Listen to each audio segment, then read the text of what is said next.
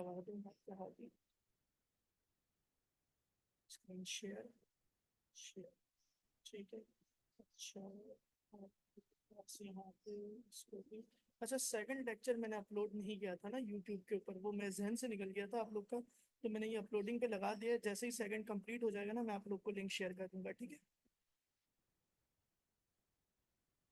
और क्या था, एक्सेल। आज से हमें क्या शुरू करना है, एक्सेल शुरू करना है। EXCEL Excel. कुछ पता है एक्सेल क्या होता है, कभी यूज किया है? सर आपकी आवाज़ ना थोड़ी स्लो आ रही है, लाइक जैसे पहली क्लासेस में आती थी वैसी नहीं आ रही सर, थोड़ी स्लो आ रही है। फ्लो। ठीक है, सही है। हाँ, एक सेकंड दीजिएगा मुझे।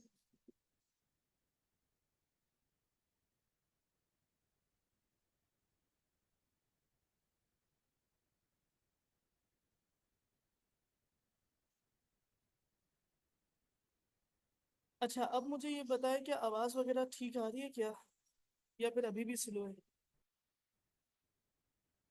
हेलो। सर बेटर है। बेहतर है, ठीक है, सही है।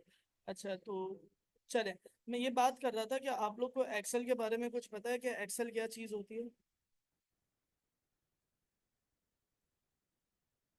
किस पर्पज जी के लिए सर। हम एक्सेल को यूज़ करते हैं, एनी आइडिया? सो ज़रा बताइएगा भाई। सर फाइनेंस रिलेटेड जितने भी डेटा एनालिस्ट होते हैं वो सब यूज़ करते हैं। अ, हर जगह सर इसकी तो वैल्यू ही इतनी है। सही है, ठीक है।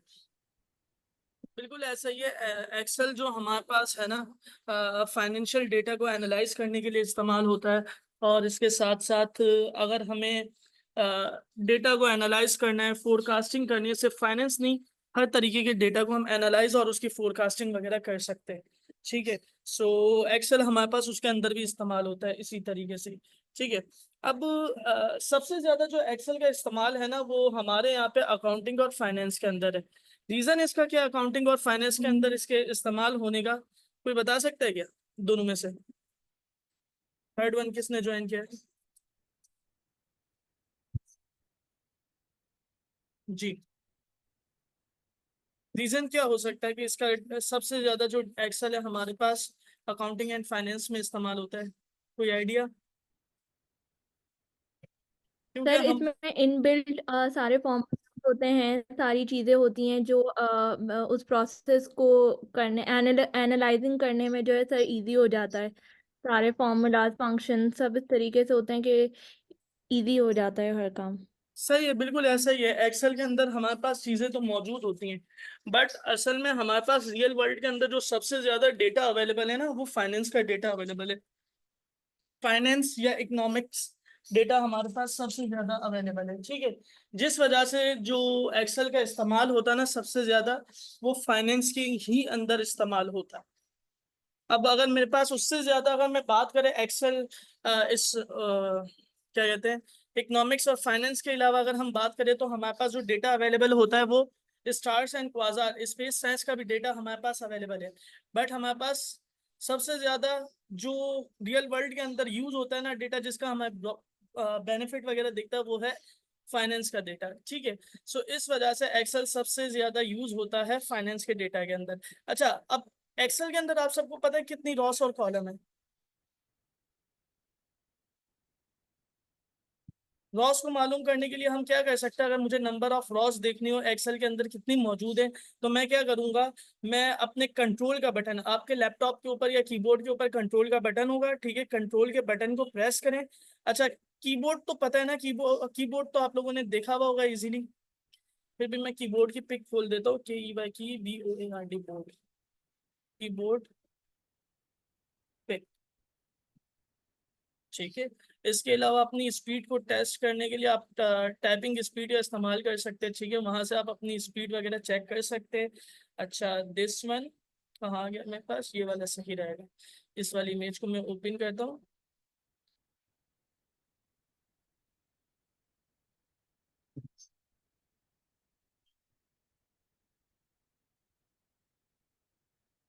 क्या हो गया? ठीक है, open image in new tab.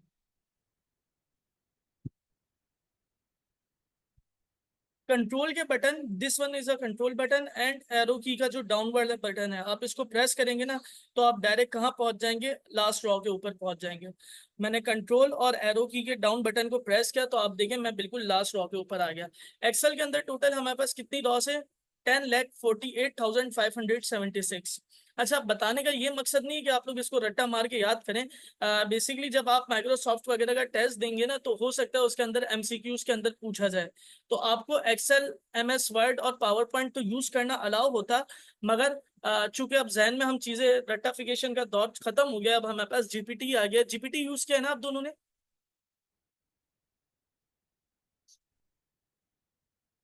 Hello? Yes sir. GPT use किया है, ये जाहिर सी बात है अब हमारे पास एआई मॉडल्स आ चुके हैं, और इसके अलावा जीपीटी 4 यूज किया है आप लोगों ने? No sir. No GPT sir. 4 use नहीं किया। अच्छा, जीपीटी 4 भी है ना कुछ फ्री वर्जन, मतलब कुछ ईमेल आईडीज के ऊपर फ्रीली अवेलेबल कर रहे हैं वो लोग, ठीक है। सो मेरे पास आजकल फ्री वर्जन मौजूद है, मैं आप लोग को दिखा देता हूँ उसका बेनिफिट क्या है। GPT 4, GPT, sorry, chat GPT. अरे जी, ध्यान से ना सुन, तो बता रही है कि अल्लाह रब्बुल इज्जत ने हमारे लिए आसमान में रोटी रखी है और जिसको उसने वादा किया है। सही, इसको म्यूट कर दिया हमने। अच्छा, हम यहाँ पे क्या बात कर रहे थे, chat GPT. Chat GPT login, GPT पे जाता हूँ।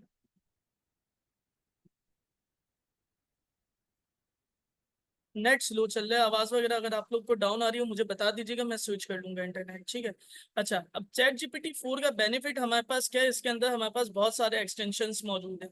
मैं अगर इसको एक्सप्लोर जीपीटी करूंगा ना, आप देखें मेरे पास यहाँ पे लैंडिंग पेज क्रिएटर का अलग फीचर, अलग एक्सटेंशन मौजूद है, ठीक है। ये अभी कुछ नए आ गए, वीडियो जीपीटी बाय वेड, ये एक अलग एक्सटेंशन नया आया, ये भी, ये अभी मैंने देखा है, ठीक है। अगर इसके अलावा आपको कोई इमेज जनरेट करनी है, कैनवा को आप यूज कर सकते हैं, तो आप चैट जीपीटी 4 को यूज करते हुए इजीली इस्तेमाल कर सकते हैं। आप लोग भी अपनी ईमेल आईडी पे देखिएगा, मे भी आप लोग को भी अवेलेबल हुआ हुआ हो, ठीक है। अच्छा, इसके अलावा अगर मैं इसको कोई भी फाइल देता हूँ, फॉर एग्जाम्पल अब मुझे डेटा को एनालाइज करने एक रिपोर्ट बनानी है, ठीक है। मैं अपने जीपीटी पे आता हूँ, नॉर्मल जीपीटी पे आ गया मैं, ठीक है। नॉर्मल जीपीटी पे आने के बाद, नॉर्मल जीपीटी पे आने के बाद मैं क्या कर रहा हूँ, यहाँ पे इसको देखें, फाइल अटैच का ऑप्शन है, यहाँ पे गया, यहाँ से मैंने अपलोड फ्रॉम कंप्यूटर में गया। अपलोड फ्रॉम कंप्यूटर से मैं क्या करता हूँ, डाउनलोड के अंदर मेरे पास एक एक्सेल की फाइल मौजूद है, ठीक है। डाउनलोड, डाउनलोड के अंदर हूँ मैं, ठीक है, सही है। यहाँ पे मेरे पास कौन सी एक्सेल की फाइल, फाइनेंस सीटीआई नहीं, ये थोड़ी सी कॉन्फिडेंशियल फाइल है। यूका मार्केटिंग इन्फ्लुएंसर नहीं, ये भी सही नहीं है फाइल, इसके अंदर भी डेटा इतना नहीं है। अपडेट इन्वेंटरी सी एस जमजमा, दिस वन भी नहीं।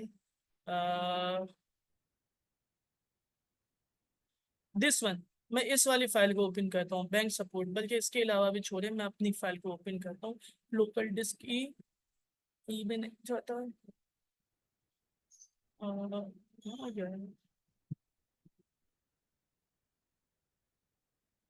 This PC, this PC B, B में माई डेटा, माई डेटा से script M phil, synopsis paper, synopsis paper में डेटा में गया, डेटा से मैं यहाँ से एक डेटा सेलेक्ट कर लेता हूँ, ठीक है। और मैंने इसको, इस फाइल को दे दिया, मैंने कहा कि भाई analyse this file and give me conclusion. अच्छा, हो सकता है ये वाली फाइल ये ना करे क्योंकि इसका लिमिटेड एक्सेस नॉर्मल सा है, अब तक इसने फाइल को ही अपलोड नहीं किया, ठीक है। सो अगर ये नहीं करता तो फिर मैं आपको दूसरी वाली दिखाता हूँ। अब तक ये जैसे ही इसने अपलोड किया नहीं है, बहुत बड़ी फाइल है, इसको हटा देता, दूसरी फाइल दे देता हूँ। दूसरी इजीली कौन सी फाइल थी, डाउनलोड में जाते हैं हम लोग, और यहाँ से मैं सर्च कर लेता हूँ एच ई सी यूनिवर्सिटीज लिस्ट, ठीक है। ओपन कर दिया मैंने इस फाइल को, ठीक है। अब ये देखिए ये अपलोड हो चुकी है, और conclusion give me report,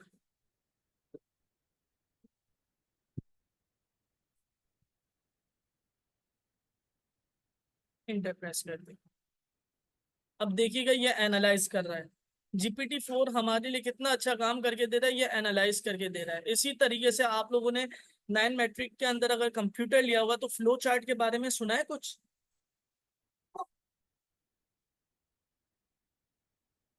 hello, आवाज आ रही है क्या मेरी? जी सर, सुना है। हाँ, फ्लो आ चार्ट रही है के, सर आपकी आवाज। जी जी, फ्लो चार्ट के बारे में सुना है ना? इसी तरीके से चैट जीपीटी को अगर हम अपना कोई भी, फॉर एग्जांपल मुझे वेबसाइट बनानी है, मुझे कोई डेटाबेस का काम करना है, तो ये क्या करेगा, ये मुझे उसका फ्लो डायग्राम बना के देगा। ठीक है, लाइक फ्लो चार्ट करके डायग्राम पूरी बना के देगा।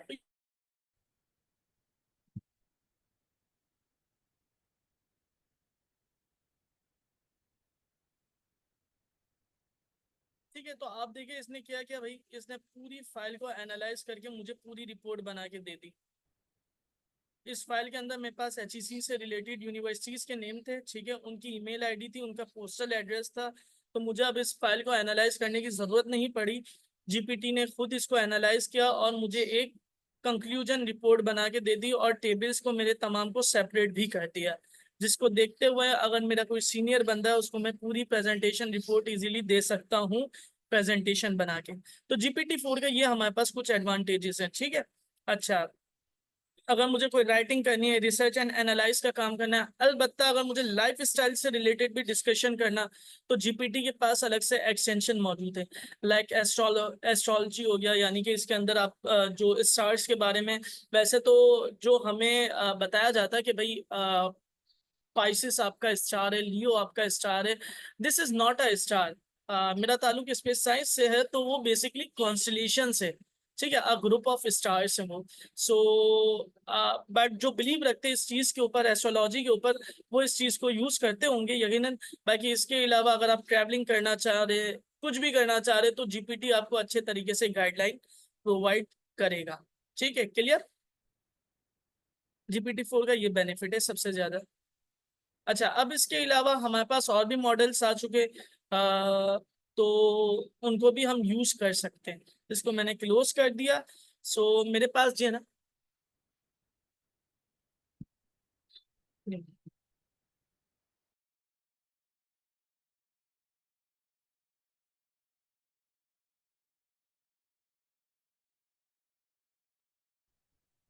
अच्छा, सो अगर मुझे अगेन अपनी फर्स्ट रॉ पे जाना है, तो मैं कंट्रोल और अप वाला जो एरो की है उसको प्रेस करूंगा, मैं फर्स्ट रॉ के ऊपर आ गया।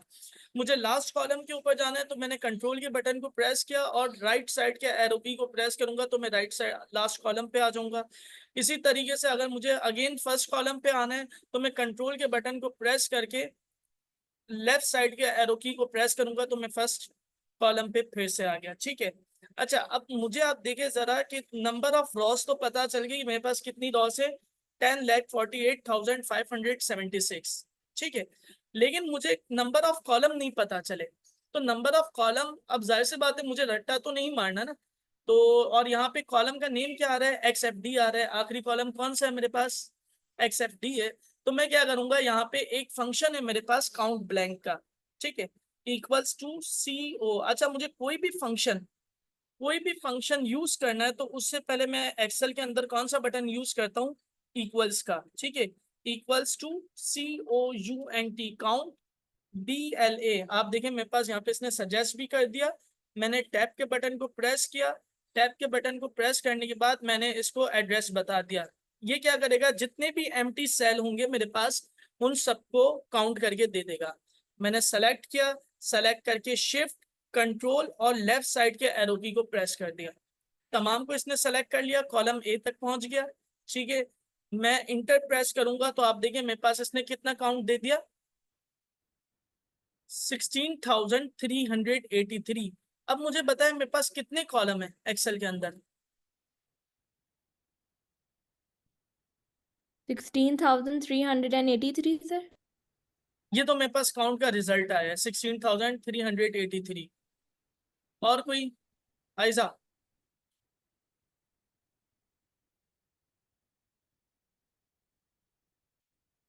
बेसिकली आप देखें, हमने जो सेलेक्ट किया था ना सेल, यहां से किया था XFC से, XFC कॉलम से हमने सिलेक्शन स्टार्ट की थी।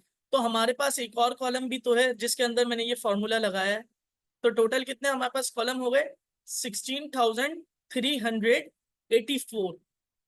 क्लियर?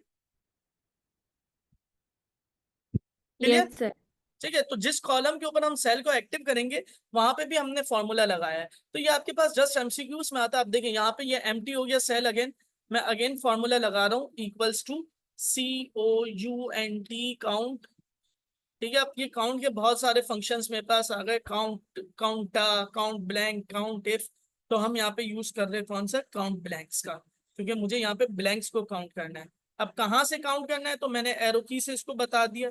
ठीक है, शिफ्ट कंट्रोल लेफ्ट साइड का एरो सब सेलेक्ट हो गए, इंटर को प्रेस कर दिया तो इसने 16,383 दे दिया, और एक कॉलम जिसके ऊपर मैंने फंक्शन लगाया है तो 16,384 मेरे पास यहाँ पे कॉलम रेडी हो चुके हैं। क्लियर?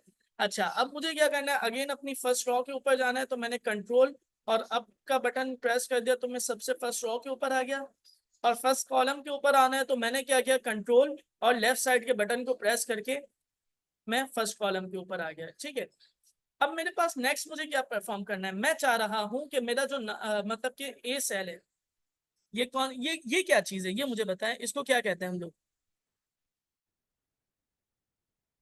ये जो डब्बे हैं, इन डब्बों को हम क्या कहते हैं? बॉक्सेस को cell.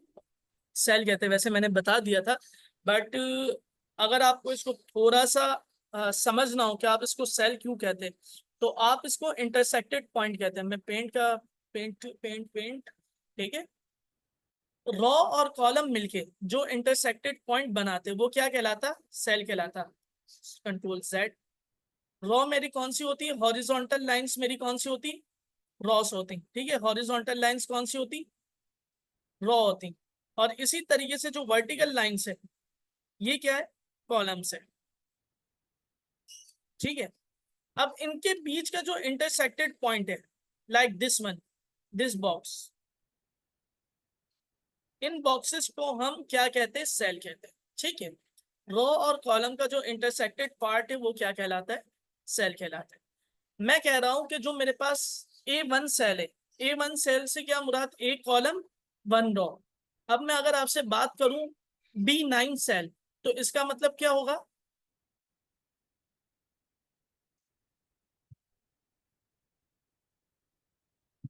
Hello, sir B column और 9th रो।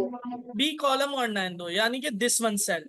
ठीक है, B9 का मतलब बी कॉलम हो गया और 9 रो हो, तो यानी कि ये वाला सेल हमारा हो। अच्छा, अब हमें क्या करना है, हम कह रहे हैं भाई यहाँ पे कि अगर ए सेल के ऊपर मैं कुछ भी लिखूं वो E1 सेल के ऊपर भी आना चाहिए। ए सेल के ऊपर अगर मैं कोई चेंजेस करूं तो वो E1 सेल के ऊपर भी चेंजेस होनी चाहिए। मैं यहाँ पे मेंशन कर देता हूँ A1 सेल के ऊपर, लाइक अपना नेम ही मेंशन कर देता हूँ, हसन। ठीक है, मैंने हसन अपना नेम मेंशन कर दिया। अब मैं चाह रहा हूँ कि मुझे E1 सेल के साथ इसको लिंक करना है, तो लिंक करने का कोई तरीकाकार, कोई आइडिया है या फिर बताऊं डायरेक्ट? चलें बता ही देता हूँ, इक्वल्स टू, मैंने इक्वल्स का साइन यूज करूंगा और A1 सेल का एड्रेस पास करूंगा। मैंने क्या कर दिया, A1 सेल का एड्रेस पास कर दिया। यहाँ पे क्या लिखा हुआ आ गया, हसन लिखा हुआ आ गया। ठीक है, अब मैं जब भी A1 के ऊपर चेंजेस करूंगा, यहाँ पे मैं कर देता हूँ मोहम्मद। ठीक है, तो वहां पे भी मोहम्मद हो गया। यहाँ पे मैं कर देता हूँ अरीशा। ठीक है, सो यहाँ पे भी अरीशा हो गया। यहाँ पे मैं कर देता हूँ कनाडा, सो यहाँ पे भी कनाडा हो गया। ठीक है, तो इस तरीके से आप एक सेल को दूसरे सेल के साथ क्या कर सकते हैं, एड्रेस कर सकते हैं। अच्छा, ये म्यूट करें हम इनको, ये आवाज आएगी, सही है। अब मैंने यहाँ से हटा दिया, एम्प्टी सेल हो गया, तो वहां पे भी देखिए क्या हो गया भाई, एम्प्टी सेल हो गया। अच्छा, अब मेरे पास नेक्स्ट टास्क क्या है, हम चूंकि तकरीबन मुझे यहाँ पे क्या करना है, एक ड्रॉप डाउन बनाना है। ड्रॉप डाउन क्या होता है, आपको यहाँ पे ड्रॉप डाउन बटन दिख रहा है, मैं इसको जूम करता हूँ, रुके, मैग्नीफायर ग्लास, मैग्नीफायर,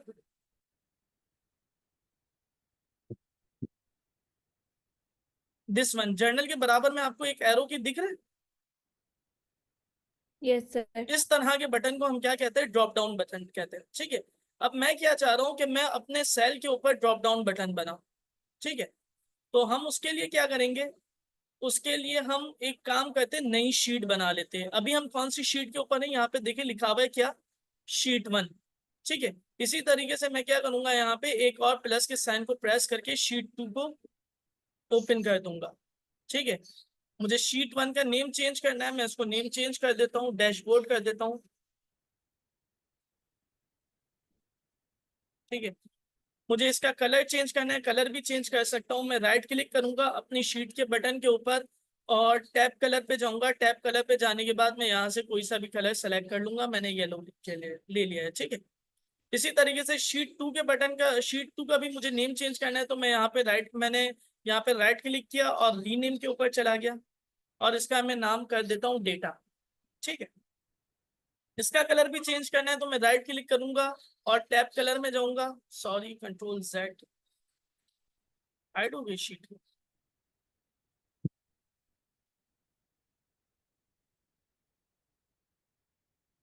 डिलीट हो गई। अच्छा मुझसे, ठीक है। डेटा में जाऊंगा और यहाँ से मैं शीट 3 का नाम मैंने क्या कर दिया, डेटा कर दिया। ठीक है, और इसका कलर भी मैं क्या कर देता हूँ, चेंज कर देता हूँ। ठीक है, दोनों का कलर मैं चेंज करता हूँ। Tab colour this one. इसी तरीके से डेटा का भी कलर मैंने चेंज कर दिया। ठीक है, रेड कर दिया, जिसका लाइट। अच्छा, जिस तरीके से मैंने आप लोग को बताया था, एक चीज मैंने आप लोग को बताई थी कि मैं अपनी फाइल को प्रोटेक्ट कर सकता हूँ। सो अगर मुझे एक्सेल की फाइल को प्रोटेक्ट करना है तो मैं कैसे करूंगा, कोई आइडिया? सर फाइल में जाके उसमें ऑप्शन होता है सर। फाइल में जाके मेरे पास ऑप्शन होता है। यहाँ पे जैसे ही मैं फाइल पे गया, इन्फो में गया, इन्फो में मेरे पास यहाँ पे ऑप्शन आ गया प्रोटेक्ट वर्कबुक का। तो मैं यहाँ पे जैसे ही क्लिक करूंगा, मैं अपनी फाइल को क्या कर सकता हूँ, इनक्रिप्टेड पासवर्ड से प्रोटेक्ट कर सकता हूँ। यानी कि जब भी मुझे इसकी रिक्वायरमेंट होगी, मैं पासवर्ड दूंगा, तब जाके मेरी फाइल ओपन होगी, अदरवाइज मेरी फाइल ओपन नहीं होगी। क्लियर? सही है। अच्छा, हम क्या चलते अगेन पीछे आ जाते और यहाँ पे मुझे ड्रॉप डाउन बटन बनाने। आप लोग तकरीबन यूनिवर्सिटी के ही हैं तो मैं थोड़ा स्पीड में भाग रहा हूँ। सही है। सो मैं एक काम करता हूँ, इधर क्या कर देता हूँ, मंथ के नेम कर देता हूँ। यहाँ पे मैंने JANUARY, जनवरी। अब मुझे सारे मंथ के नेम लिखने की जरूरत नहीं है। मैं क्या करूंगा, मैं यहाँ पे देखें, मेरे पास जो कर्सर है, जैसे ही मैं राइट साइड बॉटम के ऊपर लेकर आऊंगा अपने कर्सर को, तो आप देखिए इसका सिंबल चेंज हो गया। मैं, ये ब्लैक प्लस का निशान हो गया, मैं इसको क्लिक करके लेफ्ट क्लिक को प्रेस करके नीचे की तरफ ड्रैग करूंगा तो तमाम मंथ के नेम मेरे पास आ जाएंगे। ठीक है, अब आप यहाँ पे देखिए कि सितंबर सेकंड सेल के ऊपर आ रहा है, नवंबर का R सेकंड सेल के ऊपर आ रहा है।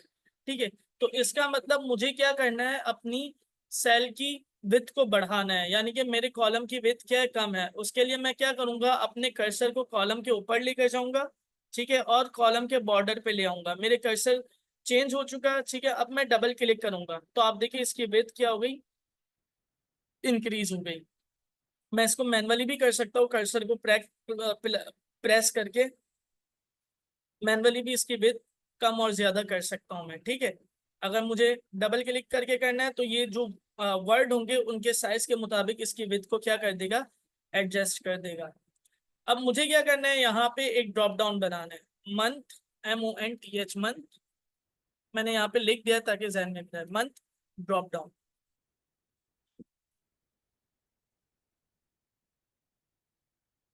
सही है, नीचे मैं बना रहा हूँ। मुझे क्या करना है, सबसे पहले डेटा में जाना है। डेटा में जाने के बाद मेरे पास यहाँ पे ऑप्शन मौजूद है वैलिडेशन का। डेटा वैलिडेशन में जाऊंगा।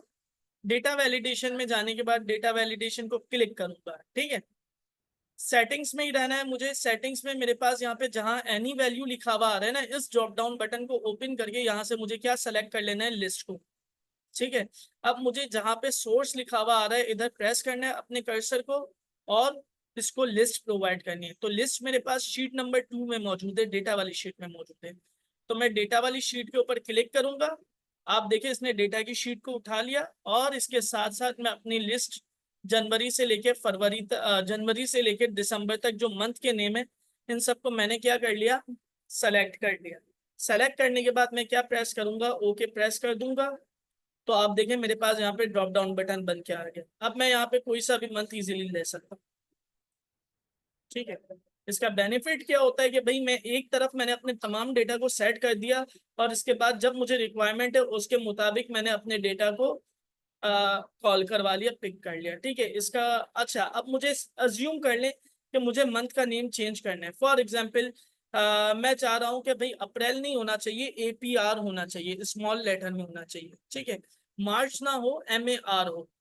ठीक है, अगर मैं अपने डेटा वैलिडेशन के अंदर मैनुअली डालता तो मुझे बार बार ये मैनुअली करना पड़ता।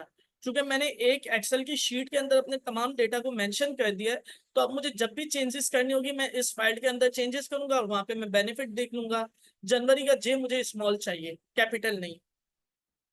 अब मैंने यहाँ पे चेंज कर दिया ना, वहां पे मेरे पास बटन के अंदर लिस्ट के अंदर भी ऑटोमेटिकली चेंज हो गया होगा। जनवरी का J स्मॉल हो गया, अप्रैल APR हो गया, मई और क्या था, मार्च MAR हो गया। तो ये ऑटोमेटिकली क्या हो गया भाई, चेंज हो चुका। क्लियर है यहाँ तक?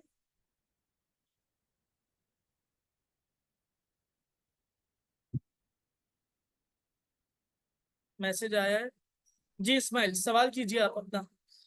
आयजा यस।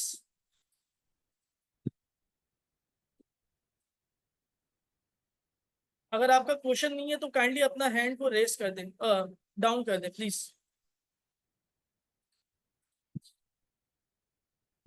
अच्छा, अब हम क्या करते हैं भाई, हम यहाँ पे कुछ फंक्शंस वगैरह को यूज करते हैं। हम यहाँ पे कुछ फंक्शंस को यूज करते हैं। एक्सेल के अंदर हमारे पास जो बेसिक फंक्शंस है ना, वो 4 बेसिक फंक्शंस है जिसको हम ज्यादातर इस्तेमाल करते हैं। इसके अलावा और भी हैं। ठीक है, मैं इन सबको सेलेक्ट करके डिलीट कर दूं। पहले सेलेक्ट एंड डिलीट का बटन।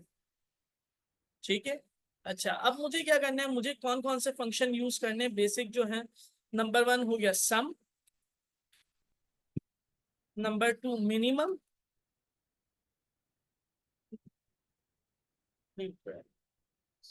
इसको मैं इस कॉलम को ही डिलीट कर देता हूँ क्योंकि यहाँ पे ड्रॉप डाउन बना हुआ है।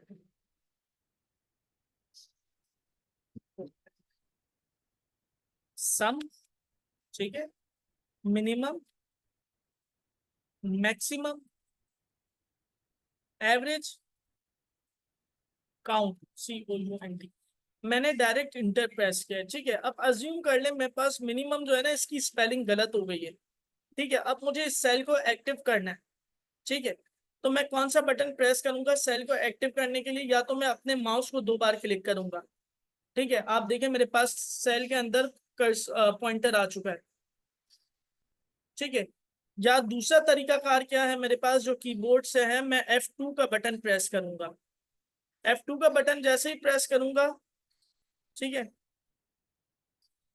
F2 का बटन मैं जैसे ही प्रेस करूंगा तो आप देखें मेरे पास अगेन कर्सर आ गया है अपने सेल के अंदर, मेरा सेल एक्टिव हो चुका है। अच्छा, अब अगर मुझे कोई कॉलम डिलीट करना है तो मैं क्या करूंगा, कॉलम को सेलेक्ट करूंगा, राइट क्लिक करूंगा, राइट क्लिक करके डिलीट कर दूंगा। ओके कर दो, डिलीट तुम। ठीक है, इसी तरीके से मेरे पास होम के अंदर भी डिलीट का ऑप्शन मौजूद है, तो मैं इस डिलीट के ऑप्शन से भी डिलीट कर सकता हूँ। अगर मुझे फॉर एग्जांपल सम से मैक्सिमम से पहले एक और रो चाहिए, ठीक है, तो मैं क्या करूंगा, मैक्सिमम को क्लिक करूंगा और इंसर्ट में जाऊंगा। इंसर्ट में जाने के बाद मैं यहाँ पे क्या कर दूंगा, इंसर्ट शीट ड्रॉ कर दूंगा। तो आप देखें मेरे पास यहाँ पे रॉ आ जाएगी। इसी तरीके से अगर मुझे किसी रॉ को डिलीट करना है तो again same as it is मैं रॉ को सेलेक्ट करूंगा। ठीक है, सेलेक्ट करने के बाद मैं डिलीट में जाऊंगा और यहाँ से रॉ को डिलीट कर दूंगा। बाकी मेरे पास राइट क्लिक करके भी ऑप्शंस आते हैं, इंसर्ट का भी है, डिलीट का भी है। ठीक है, और इसी तरीके से कॉलम के अंदर भी इंसर्ट और डिलीट, फॉर्मेट, सेल वगैरह का आता है ऑप्शन। सम का फंक्शन हम यूज करते हैं।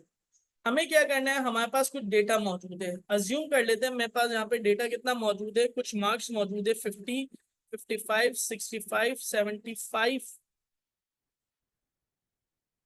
40। ठीक है, मुझे इन सबको क्या करना है, सम करना है। ठीक है, अच्छा टाइम कितना रह गया, इस क्लास को 6 मिनट है।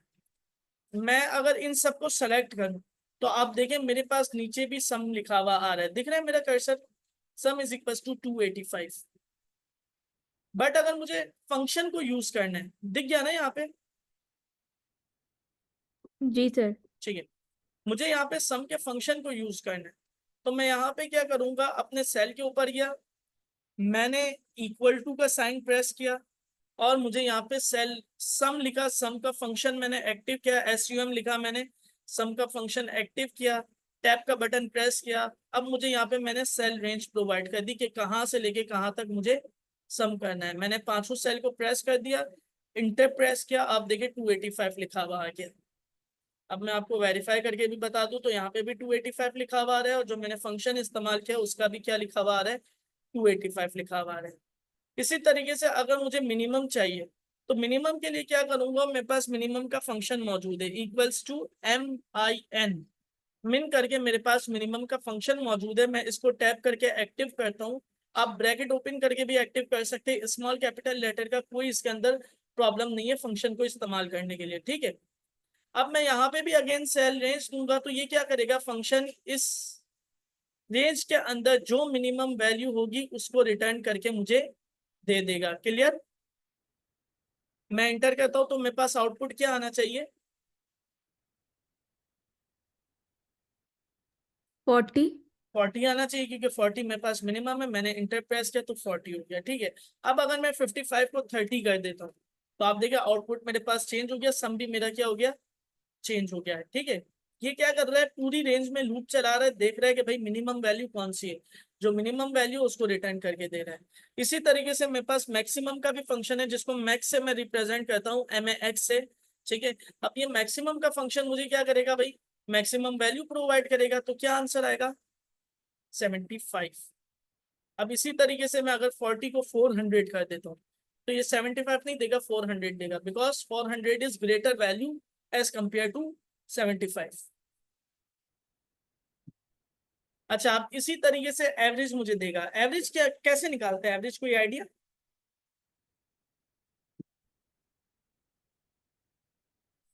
मैनुअली एवरेज कैसे निकालते हैं, पाइथन एक्सेल के अंदर तो मेरे पास फंक्शन है AVERAGE, एवरेज, ठीक है। अब मैंने इस एवरेज के फंक्शन को क्लिक कर दिया, ठीक है। अब मैंने क्या किया, यहाँ से पूरी रेंज सेलेक्ट कर ली, सेल रेंज सेलेक्ट करने के बाद ये क्या करेगा, मुझे एवरेज निकाल के देगा। अब एवरेज निकालने का तरीका कार क्या होता है कि टोटल जितने भी नंबर्स हैं मेरे पास इन सबको सम करता है, यानी कि सम कितना हो जाएगा, 260 हो जाएगा, और फिर डिवाइड बाय नंबर्स काउंट, जो टोटल जितने काउंट है ना उससे डिवाइड कर देगा। तो मेरे पास टोटल काउंट कितने, 1 2 3 4 और 5, तो 260 डिवाइड बाय जब 5 करेंगे आप तो आपके पास तकरीबन 52 आंसर आएगा। मैंने इंटर प्रेस किया तो इसका एवरेज जो मेरे हिसाब से आना चाहिए अकॉर्डिंग टू माय कैलकुलेशन 52, ठीक है। समझ में आ गया ये कैसे मैनुअली भी काम कर रहा होता है। इन सबको सम करने के बाद डिवाइड बाय इनके काउंट से कर देते हैं, ठीक है। सम मेरे पास 260 आ गया, काउंट मेरे पास 5 आ गया, तो 260 को 5 से डिवाइड करेगा तो ये क्या हो जाएगा, मेरे पास इसका एवरेज निकल के आ गया, दैट इज 52। अब इसी तरीके से अगर मुझे काउंट करना है, ठीक है, कि मेरे पास कितने नंबर्स हैं, तो उसके लिए मेरे पास फंक्शन है कौन सा, काउंट का, इक्वल्स टू COUNT, काउंट। जैसे ही मैं काउंट का फंक्शन प्रेस करूंगा और मैं यहाँ पे दूंगा तो ये क्या करेगा, जितने नंबर्स मेरे पास लिखे हुए सिर्फ उनको काउंट करके देगा। तो इसने 5 दे दिया। अब अज्यूम कर लेंगे मैं 30 को कोई करेक्टर कर देता हूँ HA, तो इसका काउंट चेंज हो जाएगा, 4 हो जाएगा, ठीक है। क्योंकि काउंट का फंक्शन क्या करता है, सिर्फ और सिर्फ नंबर्स को काउंट करता है कि कितने नंबर्स मेरे पास सेल में गिवन है। जैसे काउंट ब्लैंक था, वो क्या करता था, वो सिर्फ ब्लैंक्स को काउंट करता था कि कितने खाली मौजूद है। इसी तरीके से जो काउंट है वो क्या करता है, वो सिर्फ नंबर्स को काउंट करता है कि कितने नंबर इस्तेमाल हुए हैं। डन? Yes sir. अच्छा, अब इसी तरीके से सवाल पैदा होता है कि अगर मुझे करेक्टर्स को काउंट करना हो, फॉर एग्जांपल मेरे पास मिक्स वैल्यू है हसन, ठीक है, उसी को कर देता ज्यादा सही रहेगा।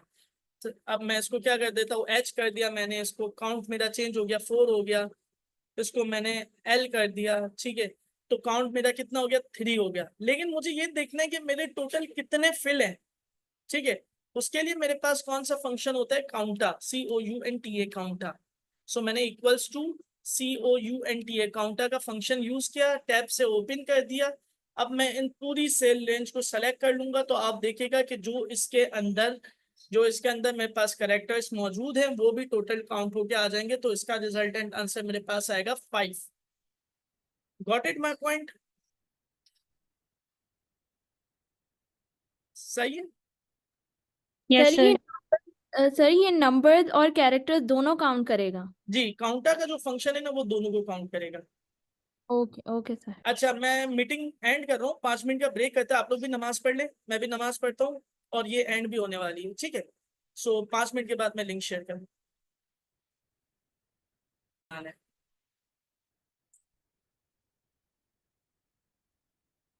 मैं आप लोग को टास्क दे रहा हूँ, लेजर बनाना है हमें भी, सही है? सो अब लेजर से क्या मुराद है?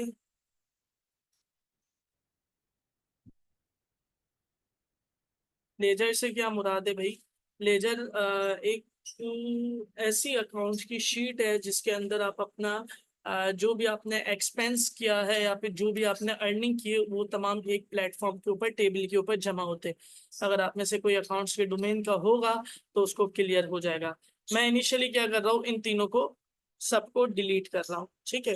डिलीट करने के बाद मुझे क्या करना है, सबसे पहले यहाँ पे एक डेट चाहिए, मैंने यहाँ पे डेट लिखा, ठीक है? डेट के साथ साथ मैंने यहाँ पे क्या मेंशन किया, मोड।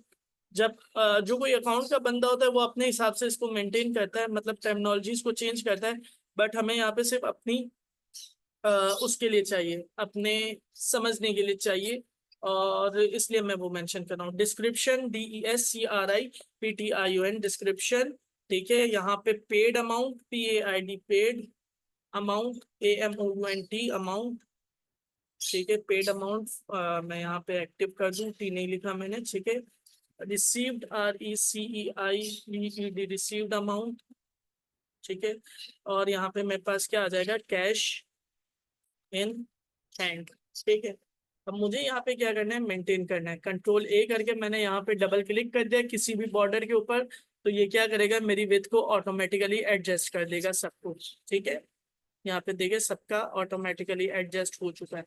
अच्छा, अब मुझे यहाँ पे क्या करना है, मुझे कुछ सेल्स को आपस में मर्ज करना है, तो मैंने ऊपर सेल्स को आपस में सेलेक्ट कर लिया, और यहाँ पे मेरे पास बटन मौजूद है, मर्ज एंड सेंटर, मैंने इसको क्लिक कर दिया, और तो मैं अब ये देखिए ये तमाम के तमाम क्या हो गए, आपस में मर्ज हो गए।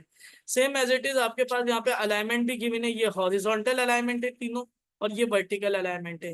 ये टॉप पे रहेगा, ये सेंटर में रहेगा, ये बॉटम पे लेकर आ जाएगा, ये लेफ्ट पे रहेगा, ये सेंटर पे रहेगा, ये राइट अलाइनमेंट पे लेकर आ जाएगा, ठीक है? सो हमने यहाँ पे क्या कर दिया भाई, यहाँ पे हमने मेंशन कर दिया, हेडिंग मेंशन कर दिया अपनी कि हसान लेजर, LEDGER, ये मेरा लेजर है, अज्यूम कर लेते हैं हम लोग, ठीक है? अच्छा, अब इसके बाद अगर मुझे डेट डालनी है तो मैं यहाँ पे सेलेक्ट करके डेट को भी मेंशन कर सकता हूँ, जिस मंथ में मैं काम कर रहा हूँ इनको भी सेलेक्ट करके मैंने मर्ज कर दिया, मर्ज करके मैंने यहाँ पे डेट मेंशन कर दी, डेट, और मैंने यहाँ पे लिख दिया जून, यानी कि जून कौन सा मंथ होता है, 6 होता है, तो मैंने यहाँ पे लिख दिया जून 24, ठीक है? अच्छा, अब इसको मैंने सेलेक्ट करके सेंटर अलाइनमेंट की जगह लेफ्ट अलाइनमेंट कर दिया। इसको मुझे थोड़ा सा बॉटम, इसकी बाउंड्री क्लोज करनी है, वो भी कर दी।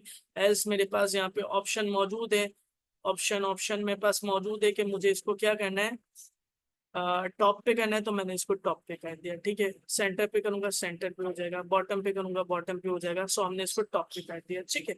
अच्छा, अब मेरे पास मुझे यहाँ पे सबसे पहले डेट मेंशन करनी है, तो मैं यहाँ पे सिंपल रैंडमली कोई भी 5 डेट ले लेता हूँ ताकि मैं इसका कॉन्सेप्ट समझा दूँ आपको। यहाँ पे मैं मेंशन कर देता हूँ फॉर एग्जांपल 1 जून 24, ठीक है? अब मेरे पास यहाँ पे तो डेट लिखी हुई आ गई, इस डेट के फॉर्मेट को मैं चेंज भी कर सकता हूँ, ठीक है? चेंज कैसे करूंगा, ये मेरे पास देखें नंबर है, ठीक है? नंबर के अंदर मेरे पास ये कस्टम लिखा हुआ है, तो ये कौन सा फॉर्मेट यूज हो रहा है, कस्टम फॉर्मेट यूज हो रहा है कि डेट पहले आ रही है, मंथ फिर आ रहा है, और फिर ईयर आ रहा है। बाय डिफॉल्ट मेरे पास यहाँ पे 2 डेट मौजूद है, नंबर 1 शॉर्ट डेट, ठीक है, जिसके अंदर डेट मंथ पहले आता है, डेट बाद में आती है, और ईयर फिर बाद में आता है। सेकंड मेरे पास यहाँ पे ऑप्शन मौजूद है लॉन्ग डेट, ठीक है, जिसके अंदर आपके पास प्रॉपर डे का नेम भी आएगा। तो आप चाहकर इन दोनों में से कोई भी ऑप्शन सेलेक्ट कर सकते। अगर आपको फर्स्ट वाला ऑप्शन अच्छा लग रहा था तो आप क्या करेंगे, ड्रॉप डाउन को क्लिक करेंगे। क्लिक करने के बाद आपको क्या करना है, मोर नंबर फॉर्मेट में जाना है। मोर नंबर फॉर्मेट में जाने के बाद कस्टम में जाना है। कस्टम में भी जा सकते हैं, एल्स आपके पास यहाँ पे भी आ रहे हैं ऑप्शन कि यहाँ पे 14 मार्च 12। इसका मतलब ये है कि डेट पहले लेगा, ऊपर सैंपल भी आ गया, मंथ बाद में लेगा और ईयर बाद में लेगा। इसको मैं ओके कर दूंगा तो ये आप देखिए वही वाले फॉर्मेटिंग में आ गया जो कि हमने की थी। ठीक है, अच्छा इसी तरीके से हम 2-3 डेट को यहाँ पे ड्रैग कर लेते, हो सकता है कि ये सही है। 5 तारीख तक का मेरे पास यहाँ पे डेट आ गई। अज्यूम कर लेते 1 जून को मेरे पास, जाहिर सी बात है जब भी आप एक मंथ को दूसरे मंथ से ट्रांसफर करते तो प्रीवियस मंथ के कुछ ना कुछ आपके पास सेविंग भी मौजूद होगी। ठीक है, सो हम उसका क्या नाम देते, ओपनिंग बैलेंस देते। ठीक है, हम उसका क्या नाम देते, ओपनिंग बैलेंस देते कि भाई मंथ के स्टार्ट में मेरे पास कितने रुपए थे।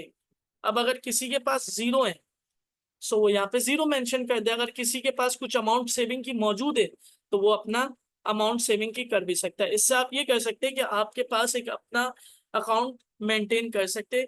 अच्छा, अब अकाउंटिंग का एक रूल है, ठीक है, कि जब भी आप अकाउंटिंग फॉर्मेट में नंबर लिखते हैं ना तो 15,000 इस तरीके से नहीं लिखते। वहां पे लिखने के तरीका कार होता है। क्या तरीका होता है भाई, मैं नोट पैड पे जाता हूँ, नोट पैड पे गया मैं, अनटाइटल्ड पे चले जाता हूँ। क्या तरीका कार होता है, मुझे लिखना होता है सबसे पहले कोई भी फर्स्ट डिजिट। ठीक है, हर 3 डिजिट के बाद, या अगर आपका फर्स्ट डिजिट है फॉर एग्जांपल 5,000 लिखना है आपने, तो 5,000 के 5 के बाद क्या आएगा, कॉमा आएगा, और आखिर में जब भी नंबर कंप्लीट हो जाएगा पॉइंट के बाद 0 आएगा। ये है असल अकाउंटिंग का फॉर्मेट। तो मुझे इसी फॉर्मेट में नंबर को लिखना है। तो मुझे क्या करना है, मैनुअली लिखने की जरूरत नहीं है मेरे पास, मुझे जर्नल में जाना है, नंबर्स में जाके जर्नल में जाके मुझे क्या कर देना है, अकाउंटिंग फॉर्मेट को क्लिक कर देना है। जैसे ही मैंने अकाउंटिंग फॉर्मेट को क्लिक किया तो यहाँ पे $1,500 मेरे पास लिखा हुआ आ गया। अब मुझे इस डॉलर के सैंपल को, डॉलर के जो क्या कहते हैं, करेंसी का क्या बोलते हैं इसको हम लोग, खैर जो भी बोलते हैं, अब क्या बोलते थे यार, एंटिटी नहीं, सिंबल। सैंबल, हाँ सैंबल, थैंक यू। हाँ, डॉलर के सैंबल को क्या करना है, रिमूव करना है। ठीक है, सो मैं क्या करूंगा, अगेन ड्रॉप डाउन का बटन क्लिक करूंगा। इस सैंबल को रिमूव करने के लिए मोर नंबर फॉर्मेट में जाऊंगा। आप देखें इसने अकाउंटिंग फॉर्मेट के अंदर मुझे सैंबल डॉलर दे दिए। मैं चाहूं तो यहाँ से किसी और करेंसी का कर सकता हूँ, यूरो कर सकता हूँ, PKR कर सकता हूँ, जो भी मैं करना चाहूँ कर सकता हूँ। और अगर मुझे करेंसी नहीं चाहिए सो मैं यहाँ पे क्या कर दूंगा, नन कर दूंगा। नन करके ओके कर दूंगा तो आप देखें मेरे पास अकाउंटिंग फॉर्मेट में नंबर लिखा हुआ आ गया। ठीक है, अब मेरे पास जब जून का मंथ स्टार्ट हुआ तो कितना ओपनिंग बैलेंस था, 1,500 था। अब अज्यूम कर लेते हैं मेरे पास एक जगह से अमाउंट रिसीव हुआ तो मैंने मोड क्या कर दिया, RECEIVED, रिसीव। ठीक है, रिसीव्ड करके यहाँ पे मैंने लिख दिया शॉप से मुझे अमाउंट रिसीव हुआ। ठीक है, पेड में नहीं आएगा, जब अमाउंट रिसीव हुआ है तो मैं रिसीव के अंदर लिखूंगा 10,000 रुपीज। ठीक है, तो ये मेरे पास 10,000, अब 1,500 के अंदर क्या हो जाएगा, ऐड हो जाएगा। तो यहाँ पे आउटपुट कितना आना चाहिए,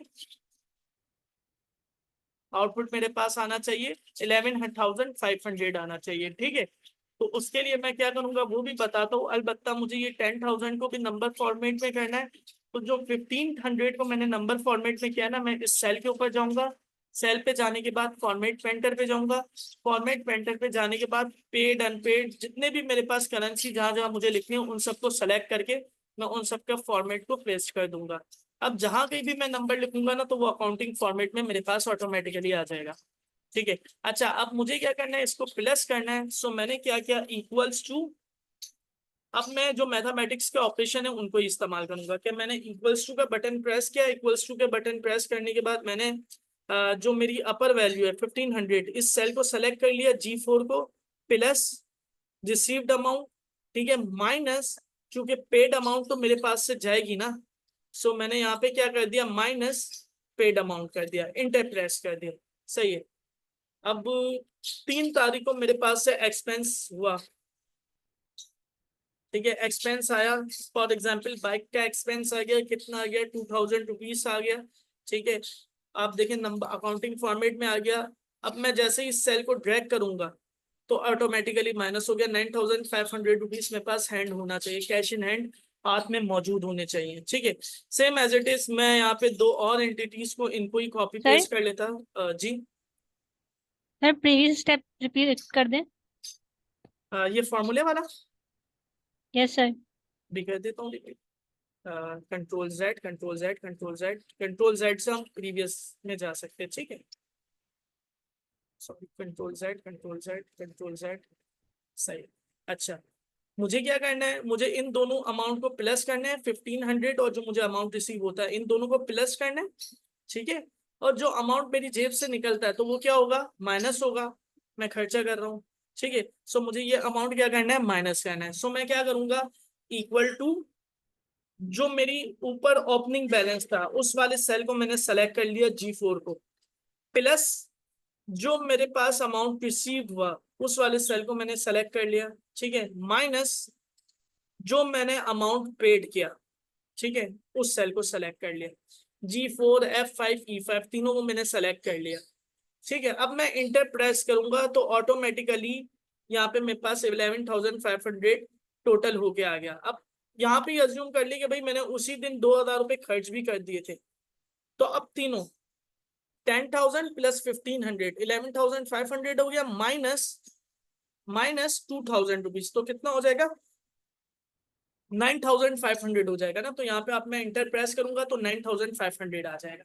ठीक है, सो इस तरीके से मैं अर्थमेटिकल ऑपरेशंस का भी इस्तेमाल कर सकता हूँ अपनी एक्सेल शीट के अंदर। क्लियर? Yes sir. ठीक है, अच्छा आप सर एक और इसमें आपने सर इसमें आपने जो है वो सम वाला फंक्शन नहीं ऐड किया, आपने डायरेक्ट प्लस लिख दिया। तो सर इस तरीके से हम और भी ऑपरेशन से सिमिलर तौर पे कर सकते हैं। सम वाला फंक्शन मैंने क्यों यूज नहीं किया, सबसे पहले सवाल तो ये बनता है, ऑपरेशंस के अंदर तो आप plus minus multiply divide individually आप कर सकते हैं। ठीक है, सम का जो बेसिकली फंक्शन है ना, वो पूरी रेंज को सम करने के लिए, स्पेसिफिक एक दो नंबर को तो वो सम कर देगा, हम इंडिविजुअली सेलेक्ट करेंगे, बट वो पूरी जो उसको बनाया गया ना पूरा क्या, वो पूरी रेंज को सेलेक्ट करने के लिए, फॉर एग्जांपल ये पूरी एक रेंज है, इसको मुझे सेलेक्ट करके सम करना है। रॉ मेरी पूरी एज एक रेंज है, मुझे इसको सेलेक्ट करके सम करना है, तब मैं सम का फंक्शन ज्यादातर इस्तेमाल करूंगा। अब मुझे क्या करना है, मुझे कुछ वैल्यू को प्लस करना है और कुछ वैल्यू को माइनस करना है, इस वजह से मैंने प्लस और माइनस का ऑपरेटर इस्तेमाल किया है। Okay sir. ठीक है, बाकी इसके अलावा आप चाहे तो मल्टीप्लाई डिवाइड भी कर सकती। फॉर एग्जाम्पल मैं यहाँ पे आपको मल्टीप्लाई करवा के दिखा देता हूँ, इक्वल्स टू 1,500 मल्टीप्लाई बाय 10,000, तो यहाँ पे मल्टीप्लाई होके आ गया, कितना आउटपुट आ गया, यूनिट 10, 100,000, 10,000, लाख, 10 लाख, करोड़, 15 करोड़ आउटपुट आ गया मेरे पास। ठीक है, यहाँ पे सो हम ये भी कर सकते, कोई भी हम कर सकते, अर्थमेटिक का जो भी ऑपरेटर है ना उसको इस्तेमाल कर सकते हैं। ठीक है, control Y, control Y, control Y, control Y, control Y, control Y, control Y, है ही नहीं। अच्छा, सही है, चल अब हम एक और काम करते हैं, एक्सपेंस को माइनस कर देते हैं, EXPENS एक्सपेंस। एक्सपेंस मेरा बाइक का आ गया, सही है, बाइक के एक्सपेंस में मैंने क्या कर दिया, पेड अमाउंट में मेंशन कर दिया 2,000 रुपीज। ठीक है, अब मैंने अपने सेल को अगेन ड्रैग कर दिया, अब ये ऑटोमेटिकली उठा लेगा। ठीक है, आप देखें इस सेल के ऊपर अगर मैं क्लिक करूं तो यहाँ पे ऑटोमेटिकली फंक्शन उसने डिटेक्ट कर लिया। ठीक है, कि अपर वैल्यू को प्लस कर दिया रिसीव वाली अमाउंट में और माइनस कर दिया पेड अमाउंट में। ठीक है, तो मेरे पास यहाँ पे आउटपुट क्या आ गया, 9,500। अगेन इन दोनों को मैंने कॉपी कर लिया, कॉपी करके मैंने कंट्रोल C से कॉपी किया, कंट्रोल V से पेस्ट किया, और मैं क्या कर रहा हूँ, वैल्यू को कुछ चेंज कर देता हूँ, इधर मैं कर देता हूँ 6,000। ठीक है, और पेड अमाउंट में कर देता हूँ 5,000।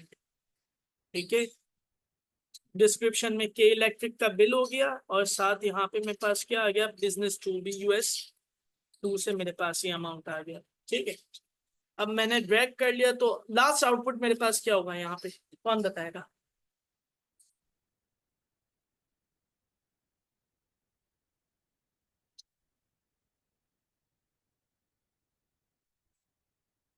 हेलो, 1 2 3 4।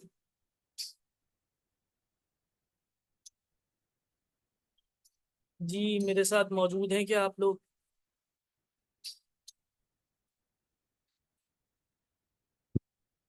तानिया, आयजा, हुदा, सायरा, नथिंग, कोई आइडिया नहीं। सर 4500। हुदा ने कहा 4500। मुझे बड़े अफसोस के साथ कहना पड़ रहा है कि आपका जवाब गलत है, आपकी मैथ्स कमजोर है। Another. अच्छा मैं सिर्फ थोड़ी सी तफरीह कर रहा हूँ तो प्लीज डोंट माइंड। हाँ जी, कोई और?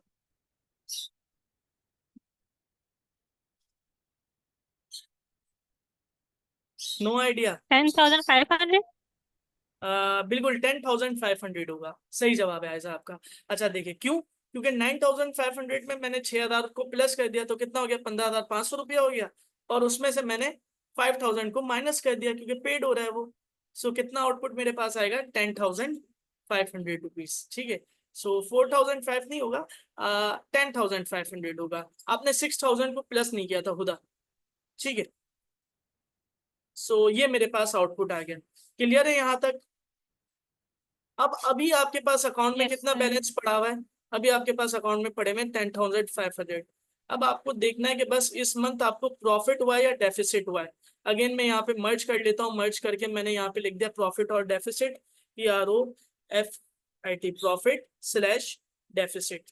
ठीक है ना, डेफिसिट या सेविंग भी आप कर सकते हैं। ठीक है। इसके अंदर इधर आपके पास क्या आ जाएगा, मोड आ जाएगा। मोड कि आपका यहाँ पे कौन सी अमाउंट इंटर कर रहे हैं। इसके अलावा यहाँ पे अमाउंट आ जाएगी, अमाउंट के बाद क्या आ जाएगा, डिस्क्रिप्शन आ जाएगा। DESCRI, मार्क्स कर देते, स्टेटस। ठीक है। मोड के अंदर यहाँ पे मुझे क्या चाहिए, रिसीव्ड अमाउंट चाहिए, RECEIVED, रिसीव्ड। अब मुझे यहाँ पे टोटल रिसीव्ड अमाउंट देखनी है मेरे पास कितनी है, तो मैं कैसे निकालूंगा, मैं क्या करूंगा, सम का फंक्शन यूज कर लूंगा, इक्वल्स टू सम। ठीक है। सम करके मेरे पास जो रिसीव का कॉलम है, इन अमाउंट को क्या कर लूंगा, सेलेक्ट कर लूंगा, पूरी रेंज को। सेलेक्ट करने के बाद मैंने इंटर प्रेस किया तो 16,000 इस मंथ मुझे रिसीव हुआ है। ठीक है, यहाँ पे लिखा हुआ भी आ गया। ठीक है। इसी तरीके से एक्सपेंस मेरा कितना हुआ है, EXPENSE, एक्सपेंस। ठीक है, एक्सपेंस का मुझे टोटल निकालना है तो मैं क्या करूंगा,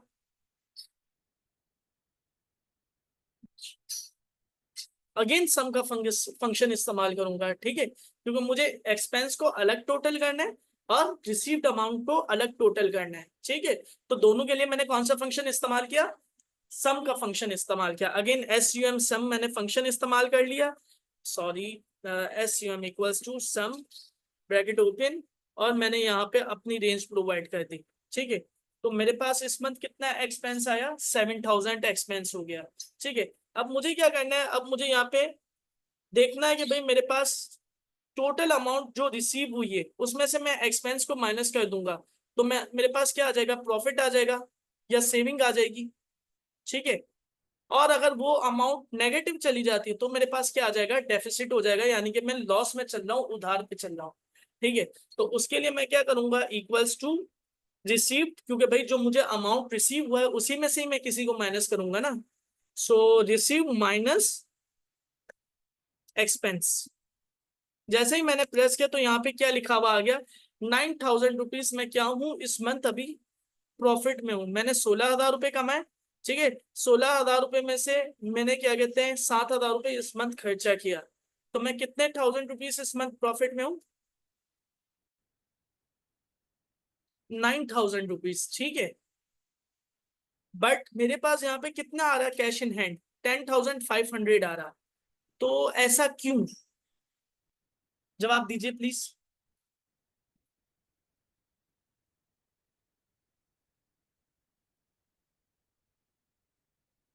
हेलो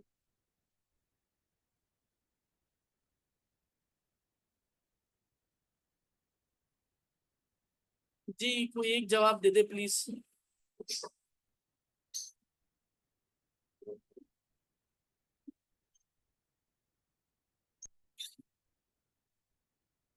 ओपनिंग बैलेंस का कोई डिफरेंस? आपने ओपनिंग बैलेंस लिखा है। आप कह रही हो ओपनिंग बैलेंस का, और कोई इसके अलावा?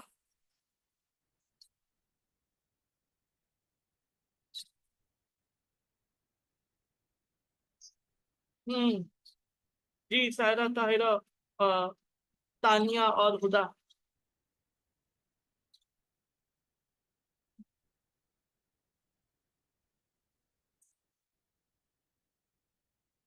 देखिए थोड़ा सा तो इनपुट आप लोग को देना पड़ेगा, ठीक है। सो वैसे आपका जो जवाब था ना, किसने दिया था? आयशा ने दिया था जी। अच्छा, आपका जवाब बिल्कुल ठीक था कि ओपनिंग बैलेंस हमारे पास क्या है, 1500 है। सो वो 1500 जब इसके अंदर प्लस होगा तो ओवरऑल कितना हो जाएगा? 10,500 हो जाएगा। हमने जो प्रॉफिट या सेविंग और डेफिसिट निकाला, वो क्या निकाला? वो हमने सिर्फ करंट मंथ का निकाला, जून का, ठीक है, दैट्स वाई। अच्छा, अब मैं चाह रहा हूँ कि स्टेटस के अंदर यहाँ पे मेरे पास ऑटोमेटिकली लिखा हुआ आ जाए। अभी तो प्रॉफिट है तो मैं यहाँ पे लिख देता हूँ, चलो प्रॉफिट, ठीक है। अब मैं आपको क्या बताने जा रहा हूँ, साथ ही इसकी स्टेटमेंट कंडीशन, सही है। मैं यहाँ पे आपको क्या बताने जा रहा हूँ, स्टेटमेंट कंडीशन। मैं चाह रहा हूं कि अगर मेरे पास यहाँ पे नेगेटिव अमाउंट आ जाए तो यहाँ पे ऑटोमेटिकली लिखा हुआ आ जाए क्या? डेफिसिट। फॉर एग्जाम्पल अज्यूम कर लेते हैं यहाँ पे मेरे पास एक्सपेंस 2000 नहीं था, 20,000 रुपए था, ठीक है। तो आप देखें यहाँ पे 9,000 नेगेटिव का हो गया। अब यहाँ पे प्रॉफिट लिखा हुआ आ रहा है, ये तो गलत है। तो मैं चाह रहा हूँ कि ये हो जाए क्या? डायनेमिक हो जाए। ये क्या हो जाए? डायनामिक हो जाए, कि जैसे ही यहाँ पे मैं चेंजेस करूं तो ऑटोमेटिकली यहाँ पे भी चेंज हो जाए। उसके लिए मैं क्या करूंगा? उसके लिए मैं इस्तेमाल करूंगा स्टेटमेंट कंडीशन, यानी कि इफ एल्स स्टेटमेंट कंडीशन। सुना है कभी आप लोगों ने? No sir. No idea. अच्छा, और किसी को भी कोई आइडिया नहीं है स्टेटमेंट कंडीशन के हवाले से? आई थिंक सो जीआईएस के डिपार्टमेंट की कौन थे हमारे पास? आप में से ही कोई एक जीआईएस के डिपार्टमेंट की थी। तो पाइथन प्रोग्रामिंग करते हुए कुछ स्टेटमेंट कंडीशन के हवाले से पता है क्या? Geography department.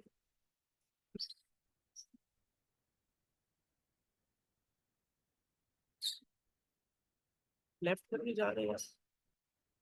चलिए खैर, मैं स्टेटमेंट कंडीशन के बारे में बता देता हूँ। इक्वल्स टू इफ, ठीक है, इफ, अगर। अब मैं यहाँ पे क्या देने जा रहा हूँ? Logic test.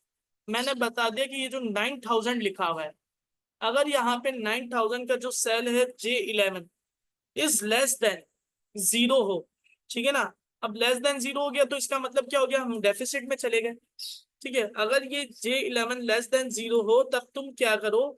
तब तुम शो कर दो क्या? डेफिसिट।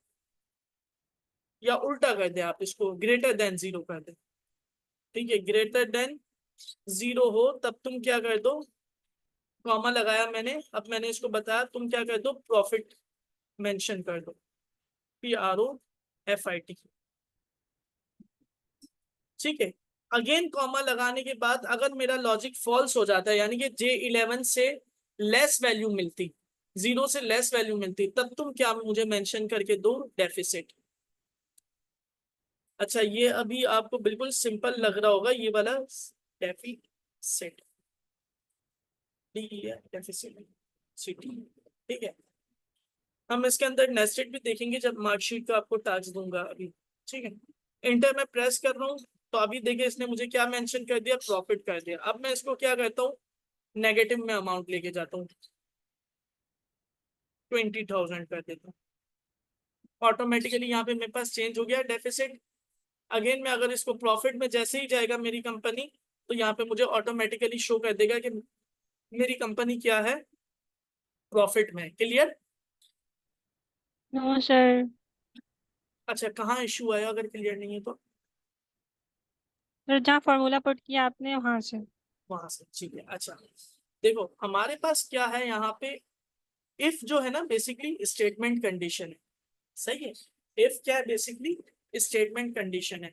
हम उम्मन बातें कर रहे होते हैं ना कि मिसाल के तौर पे अगर पाकिस्तान जीत जाएगा तो मैं तुझे बर्गर खिलाऊंगा, लाइक एग्जांपल मैं बता रहा हूँ, ठीक है। अगर पाकिस्तान जीत जाएगा, जो शर्त लगाते हैं हम लोग, अगर पाकिस्तान जीत जाएगा तो मैं बर्गर खिलाऊंगा, ठीक है। तो लॉजिक इसके अंदर क्या आ गया? पाकिस्तान जीत जाएगा।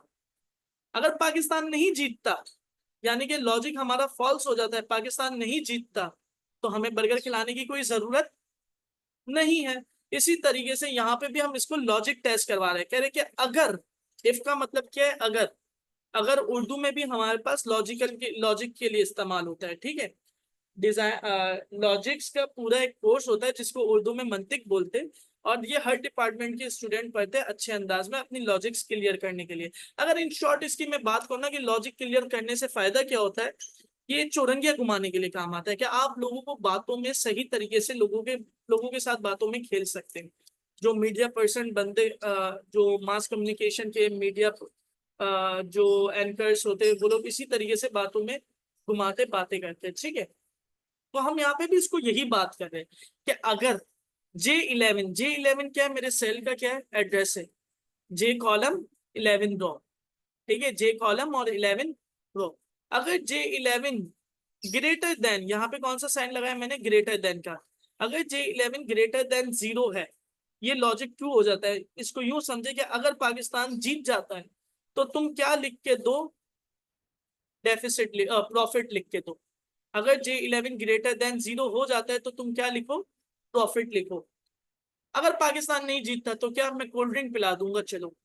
अगर पाकिस्तान नहीं जीता, J11 ग्रेटर देन 0 नहीं होता, तो तुम क्या लिख के दे दो मुझे, डेफिसिट लिख के दे दो, ठीक है। इसको मैंने क्या करना होता है, मुझे इसको कॉमा से स्प्लिट करना होता है। फर्स्ट मैं क्या दूंगा, लॉजिक टेस्ट दूंगा कि मैं किस चीज को टेस्ट करवाना चाह रहा हूँ, ठीक है। सेकंड नंबर पे मैं क्या दूंगा कि अगर मेरा लॉजिक ट्रू हो जाता है तो मैं क्या वैल्यू देना चाह रहा हूँ। थर्ड नंबर पे कॉमा के बाद मैं क्या दूंगा कि अगर मेरा लॉजिक फॉल्स हो जाता है, लाइक पाकिस्तान नहीं जीतता, तब मुझे क्या दे वैल्यू, ठीक है। तो ये लॉजिक ट्रू होने के बाद या फॉल्स होने के बाद मुझे ये आउटपुट प्रोवाइड करता। जैसे ही मैंने इंटर प्रेस किया, ठीक है, तो इसने क्या किया, इस सेल के ऊपर लॉजिक को एनालाइज किया, क्या ये सेल ग्रेटर देन 0 है, J11, इसको ग्रेटर देन 0 मिला तो इसने क्या कर दिया, प्रॉफिट लिख के भेज दिया। लेकिन J11 इसको लेस देन 0 मिलने लगा, मैंने 20,000 कर दिया अभी एक एक्सपेंस को, तो इसने क्या किया, लॉजिक को एनालाइज किया और उसने मुझे आउटपुट क्या दे दिया कि भाई लॉजिक फेल हो गया, तो लिहाजा आपका आउटपुट क्या हो गया, डेफिसिट हो गया। क्लियर?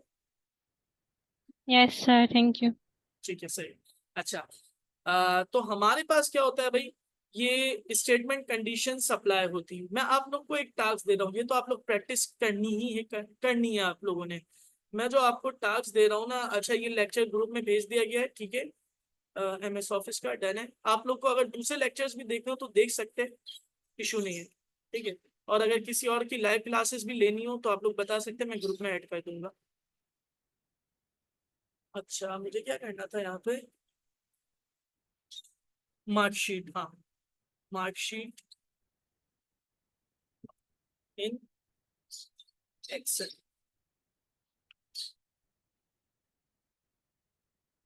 इमेजेस,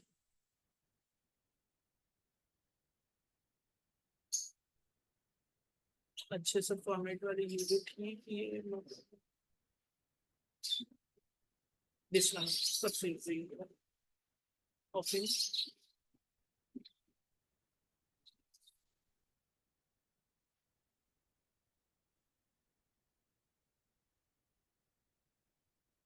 अच्छा, अब ये जो बनी हुई है ना मार्कशीट, किस पे बनी हुई है, एक्सेल पे बनी हुई है, और इसके अंदर आप देख रहे हो ऊपर ये फॉर्मूला, ये कहलाता है नेस्टेड स्टेटमेंट कंडीशन।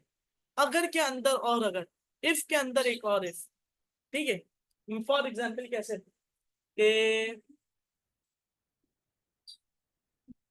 अगर, फॉर एग्जाम्पल अगर तुमने मेरे साथ मैच देखा, ठीक है, और पाकिस्तान मैच जीत गया, फिर मैं तुम्हें पार्टी करवाऊंगा, ठीक है। यानी कि पहले एक कंडीशन ट्रू होगी, फिर अंदर नेस्टेड कंडीशन ट्रू होगी। तो ये हमारे पास क्या है, ये डायनामिक मार्कशीट बनी हुई है। जैसे जैसे मैं चेंजेस करूंगा ना वैल्यूज को, ऑटोमेटिकली मेरे पास आउटपुट भी चेंज होता रहेगा। आपको क्या करना है, स्टेटमेंट कंडीशन और नेस्टेड स्टेटमेंट कंडीशन को अप्लाई करते हुए ये मार्कशीट क्या करनी, बनाने की कोशिश करनी। बन जाती है तो ठीक है, नहीं बनती तो मैं आपको नेक्स्ट क्लास में बताऊंगा। अगर आप लोग कर लेते तो बहुत ही अच्छा हो जाएगा, यानी कि हमारा टाइम सेव हो जाएगा। इस इमेज को मैंने कॉपी किया, कॉपी करके मैं ग्रुप के अंदर शेयर कर देता हूँ। ऑफिस, ऑफिस में हूँ मैं, पेस्ट, इंटर। सही है। एक तो आप लोगों ने प्रैक्टिस क्या करनी है, लेजर बनाना ही है, और दूसरा क्या करना है, ये मार्कशीट बनाने की कोशिश करनी है, वो आपका टास्क है असल। ठीक है, अच्छा अब देखें, यहां तक बातें क्लियर है मेरी सारी? Yes sir. ठीक है, अच्छा अब मुझे क्या करना है, मुझे यहाँ पे फिल्टर अप्लाई करना है। फिल्टर अप्लाई करते कैसे करते, कोई शॉर्टकट वगैरह याद है कुछ? No idea. अच्छा, हम क्या कहते हैं, फिल्टर अप्लाई करने के लिए आप देखिए होम टैब के अंदर ही मेरे पास यहाँ पे एक फिल्टर का मौजूद है बटन, सॉर्ट एंड फिल्टर का। जैसे ही मैं सॉर्ट एंड फिल्टर के बटन को क्लिक करूंगा तो यहाँ पे देखिए फिल्टर का बटन मेरे पास आ गया, मैंने इसको क्लिक कर दिया। ठीक है, क्लिक करने के बाद अब मैं चाहूँ तो फिल्टर करके अपने डेटा को रिसीव कर सकता हूँ। मिसाल के तौर पे मुझे सिर्फ अपने लेजर में से जो एक्सपेंस है ना वही चाहिए। सो मैंने क्या किया, ड्रॉप डाउन के बटन को ओपन किया, सेलेक्ट ऑल थे तो इनको क्या कर दिया, अनचेक कर दिया। अनचेक करने के बाद मैंने सिर्फ एक्सपेंस के बटन को क्लिक कर दिया तो आप देखें मेरे पास सिर्फ इसने क्या कर दिया, एक्सपेंस का डेटा अलग करके दे दिया। ठीक है, इसी तरीके से अगर मुझे सिर्फ रिसीव्ड का डेटा चाहिए तो मैंने एक्सपेंस के डेटा को अनचेक किया और रिसीव के बटन को क्लिक कर दिया तो यहाँ पे देखिए मेरे पास रिसीव्ड का डेटा आ गया सिर्फ। ठीक है, सो मैं अपने डेटा को फिल्टर करके अलग कर सकता हूँ। ठीक है, तो एक और मैं टास्क दे रहा हूँ आप लोग को, वो आसान है, वो तकरीबन फिल्टर से रिलेटेड है। वो क्या है कि आपने क्या करना है कि सवाल लिख लेंगे आप लोग, मैं अगर बोलूँ तो यस सर। लिखें। Create an table, create a table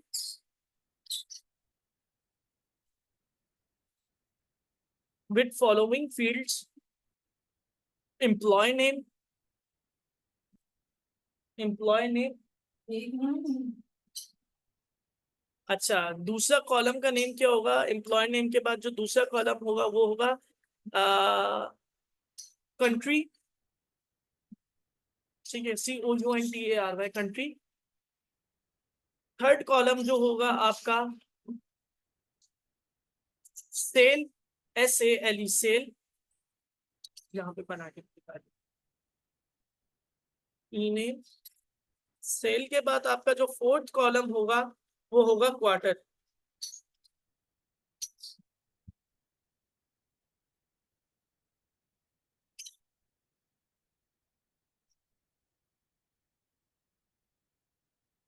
ठीक है, क्वार्टर।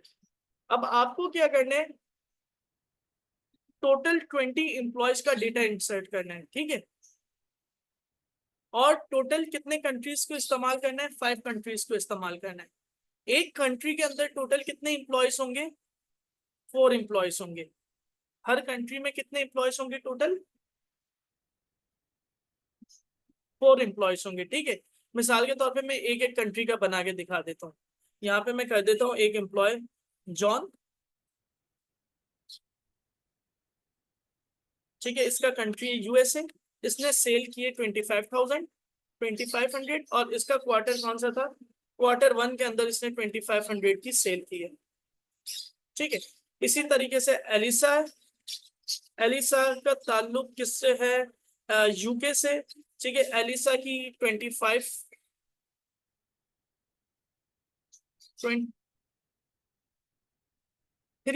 सेल है Q2 के अंदर। ठीक है, Q2 के अंदर। इसी तरीके से हमारे पास एक और एम्प्लॉय है आयशा,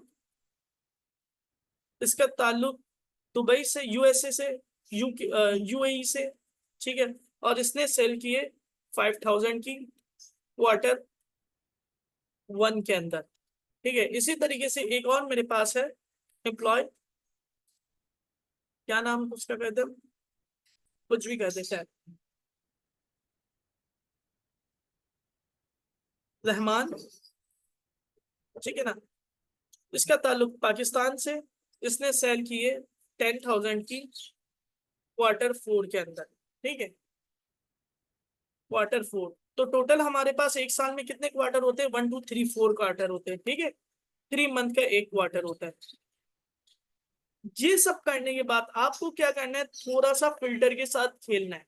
कैसे खेलना है? फॉर एग्जाम्पल मैंने क्या कर दिया, एक और मैं कंट्री ले लेता हूँ, यूएसए के 2 बंदे ले लेता हूँ, एक और इमा, ठीक है ना, इमा यूएसए की, ठीक है, इसने सेल की है 3000 की, कौन से क्वार्टर में? Q3 में। आपने क्या कर दिया, इन सबको सेलेक्ट किया। अच्छा, फिल्टर अप्लाई करने का जो शॉर्टकट है Ctrl+Shift+L है, ठीक है, क्या है? Ctrl+Shift+L। मैं ऊपर से फिल्टर को अनफिल्टर कर दूं, Ctrl+Shift+L किया मैंने, Ctrl+Z।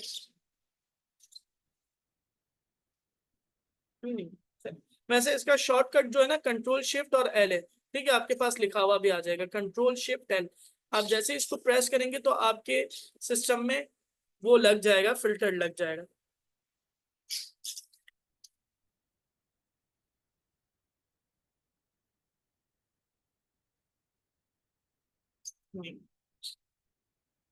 सही है। अच्छा, अब मैं यहाँ पे फिल्टर अप्लाई करता हूँ, अगेन मैंने फिल्टर अप्लाई कर दिया, सही है। अच्छा, अब मुझे आप बताइए भाई, आपको इसमें से कौन सा डेटा अलग करना है? कुछ दिमाग चल रहा है? फॉर एग्जाम्पल मैं अगर आपको कहता हूँ कि भाई मुझे यूएसए का डेटा अलग करके दे, तो आप क्या करेंगे भाई? जाएंगे, फिल्टर करेंगे और यूएसए का जितना डेटा है ना सेलेक्ट करके सिर्फ यूएसए का डेटा अलग करके दे देंगे। इन केस यूएसए के अंदर आपके पास 4 क्वार्टर है, 1 2 3 4, मैं कहता हूँ कि भाई यूएसए का सिर्फ Q1 का डेटा अलग करके दे, तो आप क्या करेंगे? पहले आप यूएसए को अलग करेंगे, फिर Q1 का डेटा अलग कर लेंगे, ठीक है, तो आपके पास सिर्फ एक डेटा आ गया। इसी तरीके से अगर मैं आपको कहता हूं कि यार आप क्या करें, सारा डेटा यूएसए और यूएई सबका डेटा रिसीव कर ले Q1 का, तो आप ये सिर्फ Q1 का यूएसए और यूएई के अंदर का डेटा मेरे पास आ गया, ठीक है। आप चाहें तो आप इसकी ग्राफिकल रिप्रेजेंटेशन भी कर सकते हैं, ठीक है। ग्राफिकल रिप्रेजेंटेशन कैसे करेंगे? अपने डेटा को सेलेक्ट करेंगे, इंसर्ट में जाना है, ग्राफ्स में जाना है, ठीक है, रिकमेंडेड ग्राफ में जाएंगे तो ये आपको कुछ ना कुछ ग्राफ दे देगा। ये तकरीबन किससे रिलेटेड दे रहा है? ये कंट्री और सेल्स से रिलेटेड दे रहा है ये वाला ग्राफ। ये काउंट बाय कंट्री से रिलेटेड दे रहा है कि भाई कितने एम्प्लॉयज हैं यूएसए के, ठीक है ना, ये काउंट प्लॉट दे रहा है। इसी तरीके से ये बार चार्ट दे रहा है सेल और उसका क्वार्टर का, ठीक है, बट इसके अंदर क्वार्टर का हमारे पास ज्यादातर डेटा मौजूद नहीं है, यानी कि 1 2 3 एक एक ही क्वार्टर है, इस वजह से इसने यहाँ पे नहीं बताया। तो आप कोई सा भी ग्राफ रेडी कर सकते हैं, ठीक है, सिर्फ इसके साथ आपने क्या करना है? खेलना है, ठीक है। ग्राफ बनाने के लिए आपको क्या करना होता है? अपने डेटा को सेलेक्ट करना है। मिसाल के तौर पर मुझे कंट्री और सेल का ग्राफ चाहिए, कंट्री और सेल का ग्राफ चाहिए, तो मैंने इन दोनों कॉलम को सेलेक्ट किया। अच्छा, सेलेक्ट करने के बाद मैंने दोनों कॉलम को सेलेक्ट किया। सेलेक्ट करने के बाद कहाँ गया? मैं ग्राफ के अंदर चला गया, रिकमेंडेड ग्राफ पे चाहूँ तो वहां पे भी जा सकता हूँ। इसके अलावा मैं खुद से भी सेलेक्ट कर सकता हूँ। मैंने पाई चार्ट देख लिया, तो पाई चार्ट इसने मुझे प्रिंट करके दे दिया, सही है, Ctrl+Z, प्रिंट करके इसने मुझे दे दिया और इसने मुझे बता दिया कि भाई जो ब्लू लेजेंड है, लाइट ब्लू लेजेंड मुझे यूएसए को रिप्रेजेंट कर रहा है, जिसकी सेल 11% है टोटल सेल से, तो मैं इसको एनालाइज करके अपनी कंपनी को प्रेजेंट कर सकता हूँ, ठीक है। कोई सवाल? No sir. ठीक है, सही है। अच्छा, गुड हो गया। तो आपने क्या करना है? इसी तरीके से 20 एंट्रीज बनानी, हर कंट्री से रिलेटेड हर कंट्री से रिलेटेड 4 एम्प्लॉय होंगे। टोटल कितने कंट्री होंगे? 5, ठीक है, और हर कंट्री के टोटल कितने क्वार्टर होंगे? 1 2 3 4। क्लियर? Yes sir. चले, मैं दूसरा लिंक शेयर कर रहा हूँ, ये एंड हो रहा है, फिर मैं आगे कंटिन्यू करता हूँ। Stop string and meeting recording progress, ठीक है। अच्छा, स्क्रीन में शेयर कर रहा हूँ।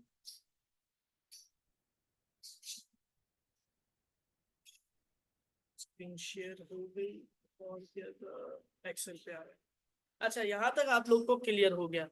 अब बात हम करते हैं किस चीज की, एक और चीज मेरे पास आ गई। मुझे क्या करना है? वी लुकअप भी साथ में बता रहा हूँ, ताकि जब हम वी लुकअप की प्रैक्टिस करने जाएंगे तब आपको वी लुकअप से रिलेटेड जब मैं टास्क दूंगा तो और आसानी हो जाएगी। मैं चाह रहा हूँ कि मैं जैसे ही नेम सर्च करूँ ना, नेम सर्च करने के बाद क्या हो कि उस बंदे की तमाम कंट्री के साथ डिटेल्स वगैरह मेरे पास आ जाए, कि फॉर एग्जाम्पल आयशा ने कितनी सेल की है मेरे पास, ठीक है। सो उसके लिए मैं क्या इस्तेमाल करूंगा, अभी वी लुकअप इस्तेमाल करूंगा, ठीक है। डेटा को फेच करने के लिए, एक टेबल से डेटा को क्या करने के लिए, फेच करने के लिए मैं क्या इस्तेमाल करूंगा, वी लुकअप इस्तेमाल करूंगा। तो मैं यहाँ पे मैंने लिख दिया SEARCH, search by name, NAME, employee name के थ्रू मुझे सर्च करना है ना, तो मैंने सर्च बाय नेम कर दिया। और इधर मैंने क्या कर दिया, इधर मैं जब भी नेम लिखूंगा तो मेरे पास क्या आ जाना चाहिए, नीचे डेटा आ जाना चाहिए, लाइक ये चारों चीजें, सही है। Ctrl+C और मैंने क्या कर दिया यहाँ पे Ctrl+V कर दिया, ठीक है। ये चारों चीजें मेरे पास आ जानी चाहिए। अब इधर चूंकि यहाँ पे जब मुझे नेम चाहिए तो यहाँ पे क्या आ जाना चाहिए, नेम ही आ जाना चाहिए। तो equals to VLOOKUP, V lookup, ठीक है। वी लुकअप मैंने इस फंक्शन को क्या कर दिया, एक्टिव कर दिया, वी लुकअप। अब मुझे क्या कह रहा है कि सबसे पहले तुम क्या दो, लुकअप वैल्यू दो। लुकअप वैल्यू क्या है कि जिसको देखते हुए वो टेबल से डेटा को क्या करेगा, फाइंड करेगा, सही है। तो मुझे क्या बताना है, इसको यहाँ पे लुकअप वैल्यू बतानी है। तो लुकअप वैल्यू मैं यहाँ पे सर्च करूंगा, दैट्स वाई वहां यहाँ पे मेरे पास डेटा क्या हो जाएगा, आउटपुट प्रिंट होके आ जाएगा। क्लियर। पहली वैल्यू मुझे क्या देनी है, लुकअप वैल्यू देनी है। कॉमा लगाने के बाद मुझे अब क्या बताना है, टेबल एरे बताना है। टेबल एरे क्या करेगा कि जो मैंने लुकअप वैल्यू दी है ना उसको उस टेबल में से क्या करेगा, फाइंड करेगा कि भाई इस टेबल के अंदर ये वैल्यू कहाँ पे, ढूंढो ढूंढो ढूंढो ढूंढो। तो ये क्या करेगा, ढूंढेगा। सो मैंने यहाँ पे क्या कर दिया, इसको टेबल एरे बता दिया कि भाई ये वाला टेबल है जो कि नेम से शुरू है, Q3 तक एंड है। क्लियर। इसने देखो पूरी रेंज ले ली, C21 से लेके अब 26। कॉमा लगाने के बाद मेरे पास नेक्स्ट क्या है, कॉलम इंडेक्स नंबर। ये क्या चीज है कि भाई तुम्हें कौन से कॉलम की वैल्यू चाहिए। अब नेम मेरे पास कौन सा कॉलम है, फर्स्ट कॉलम है इस टेबल का, ऐसा ही है ना।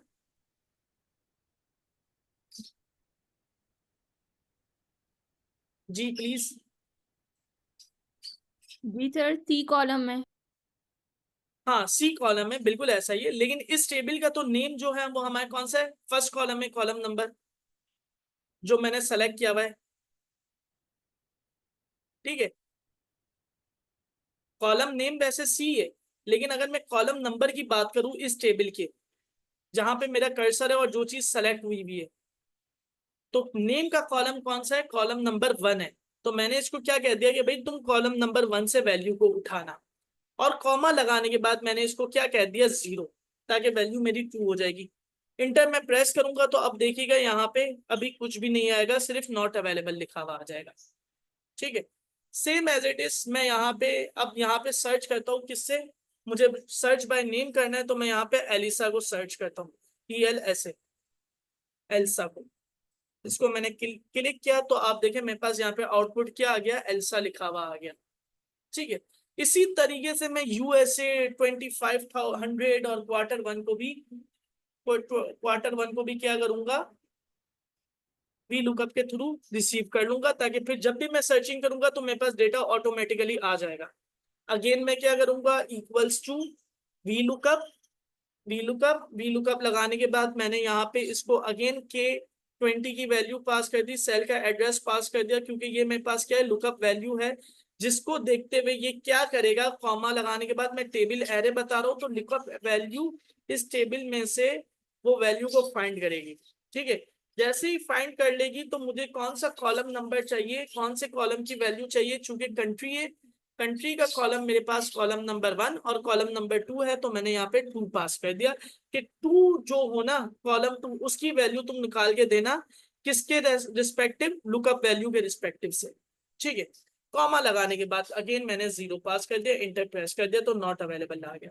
अब मैं अगेन आयशा को सर्च करता हूँ, AYESHA, ठीक है। तो आप देखें मेरे पास क्या आ गया, आयशा का कंट्री कौन सा था, UAE था, UAE डेटा मेरे पास प्रिंट होके फाइंड होके आ गया, ठीक है। इसी तरीके से मैं इम्मा करता हूँ, सो उसका डेटा मेरे पास आ गया, वो USA की है, ठीक है। इसी तरीके से मुझे यहाँ पे क्या करना है, सेल्स चाहिए। Again equals to V lookup मैंने लुकअप वैल्यू दे दी, कॉमा लगाने के बाद लुकअप एरे दे दिया, कॉमा लगाने के बाद मैंने यहाँ पे कॉलम नंबर दे दिया, सेल का कॉलम नंबर 3 है, कॉमा लगाने के बाद मैंने 0 पास कर दिया, इंटर प्रेस किया तो इम्मा की सेल मेरे पास आ गई कितनी, 3000 रुपीज, बोथ आर सेम। अब सेम एज इट इज मुझे क्वार्टर भी चाहिए, क्वार्टर की आई थिंक सो स्पेलिंग गलत लिखी हुई है मैंने, वेरीफाई कर लीजिएगा, no issue. Equals to V lookup, सही है, V lookup, lookup value comma table array comma कौन सा कॉलम मुझे चाहिए, कॉलम नंबर 4 चाहिए, कॉमा 0, इंटर प्रेस, तो यहाँ पे मेरे पास इमा की टोटल डिटेल्स मेरे पास आ गई क्वार्टर 3।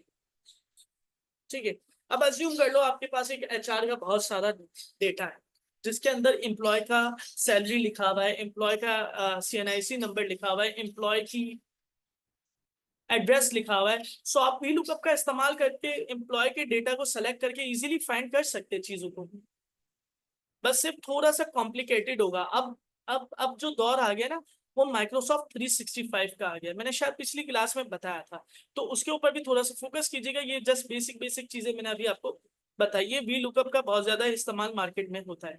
इसी तरीके से सर HLOOKUP जी।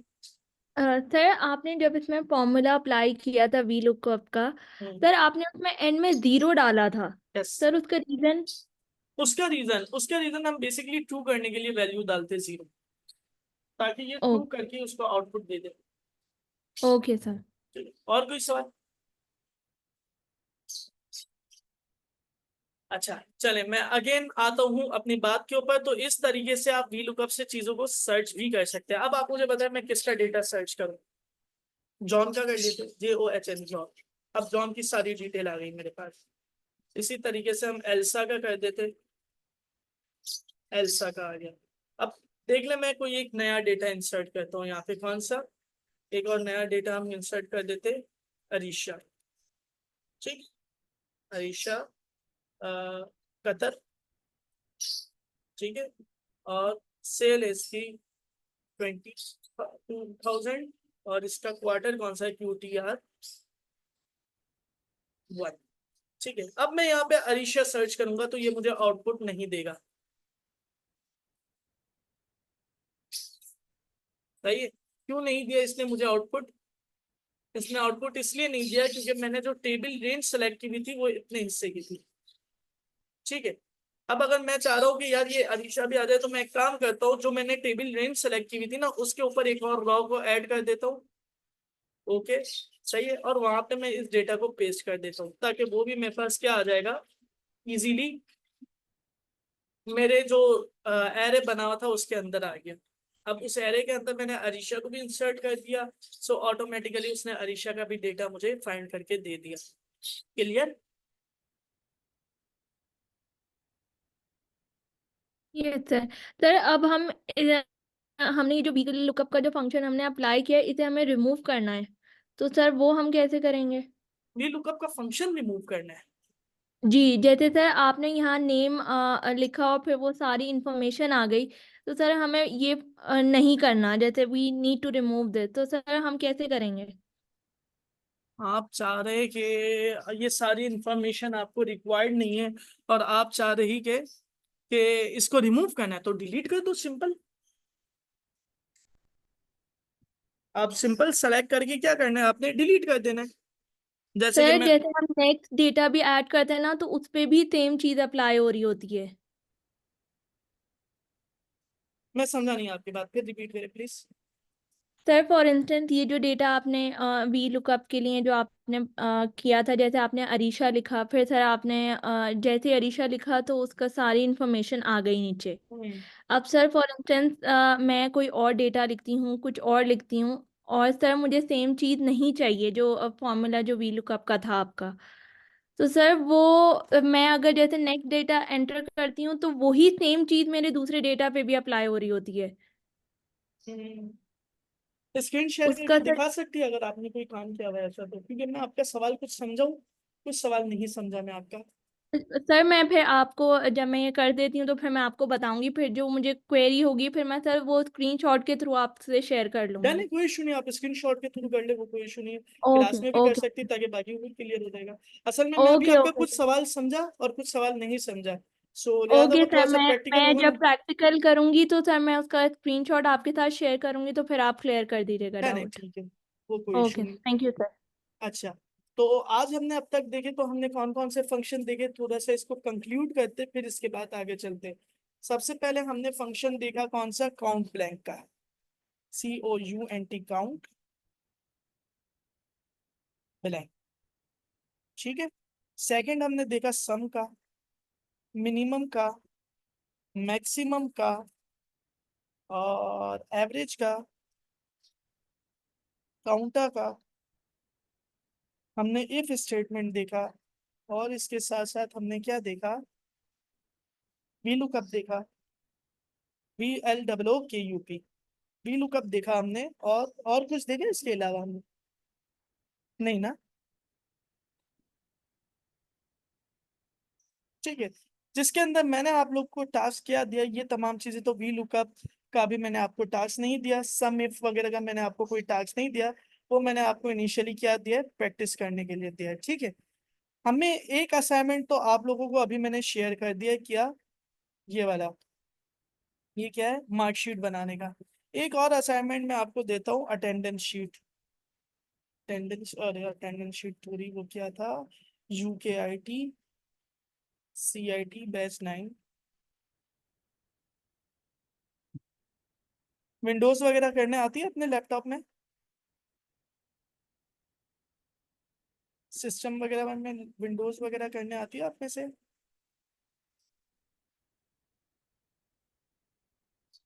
सर इंस्टॉलेशन का प्रोसेस, जी, जी सर समहाउ आता है थोड़ा बहुत। चलिए गुड है। तो अगर नहीं आता हो तो वो पूछ लेना, वो भी इंशाल्लाह बता देंगे, मौका बना ना। ये एक मैं ये आपको फॉरवर्ड कर रहा हूँ, एक ये फॉरवर्ड करना है क्या क्या इसके अंदर, ये एग्जाम्पल्स हमें परफॉर्म करनी है, टास्क से रिलेटेड है, ठीक है। कुछ टास्क कर लेंगे, कुछ क्लास में कर लेंगे, कुछ यहाँ पे कर लेंगे, ठीक है। ये भी लुकअप के थ्रू हो जाएगा। दे दूँ टास्क, अभी दे दूँ ये, जितना परफॉर्म हो, ठीक है, बाकी फिर नेक्स्ट क्लास सर में इतने सारे हो गए टास्क, और सर फिर डेडलाइन भी जो है वो एक ही दिन की है। ये तो हैगा। अच्छा चले एक और, चलो एक छोटा सा एक और टास्क देता हूँ। नहीं, वो डेडलाइन आपके पास टाइम है, आप अगले हफ्ते तक करवा सकते हो, उसका कोई इशू नहीं है। ये आपके चलें। पास क्या है, ये हैगा, वो होती है बैलेंस शीट। हम अकाउंटिंग के बंदे तो नहीं है, बट ये बैलेंस शीट है। जिस तरीके से अभी हमने लेजर बनाया था ना, उसी तरीके से ये बैलेंस शीट बनेगी। ये पूरा मर्ज होके बना हुआ है, इसको बनाने की कोशिश करनी है। अच्छा, इसके साथ साथ अगर आपको कलरिंग वगैरह करनी है, बॉर्डर वगैरह करने, तो ये आपके पास बटन मौजूद है, ये रहे, ये बॉर्डर के लिए, ठीक है। ये अगर आपको थिक बॉर्डर करना है तो थिक बॉर्डर के लिए, सही है। तो ये आपके पास बॉर्डर्स वगैरह मौजूद है। ये मैंने बेसिक बटन वगैरह नहीं बताया आपको अभी, ये तो देख लेंगे ना।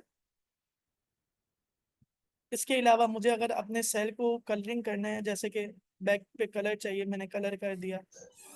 इसके अलावा मुझे कुछ और कोई और कलर चाहिए, वो कर दिया। टेक्स्ट का कलर चेंज करना है, वो कर दिया। तो ये तमाम चीज़ें हमने वर्ड में भी देखी हुई है।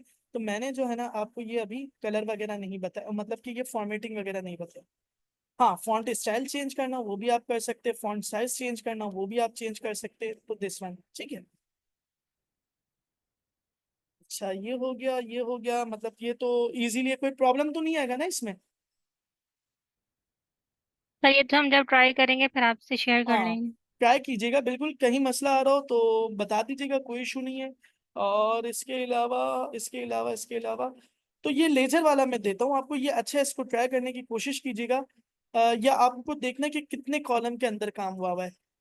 ये कॉलम नंबर 1 हो गया, असिस्ट, एसेस, एसेट्स, और ये करंट अफेयर्स जो है ना, ये कॉलम नंबर 1 हो गया। फिर ये कॉलम नंबर 2 हो गया, जहाँ पे इतना बड़ा स्पेस आ रहा है। फिर ये डेट वाला कॉलम जिसमें 2020 और 2019 लिखा हुआ है, ये कॉलम 3, और ये कॉलम 4।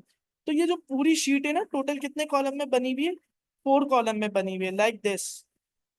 मैं सेलेक्ट करता हूँ ABCD, ये 4 कॉलम में बनी है। बाकी फिर इनकी विद एडजस्ट हुई हुई है, ठीक है, इनको आपस में मर्ज किया हुआ है। तो ये तमाम चीजें हुई हुई हैं इसके अंदर, ठीक है। तो आपको ज्यादा कॉलम यूज नहीं करने, सिर्फ 4 कॉलम यूज करने।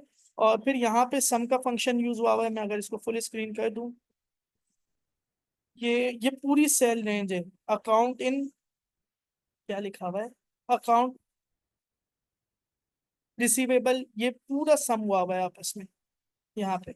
सिर्फ इसके अंदर जो फंक्शन यूज हुआ हुआ है ना, वो क्या यूज हुआ हुआ है, सम का फंक्शन यूज हुआ हुआ है।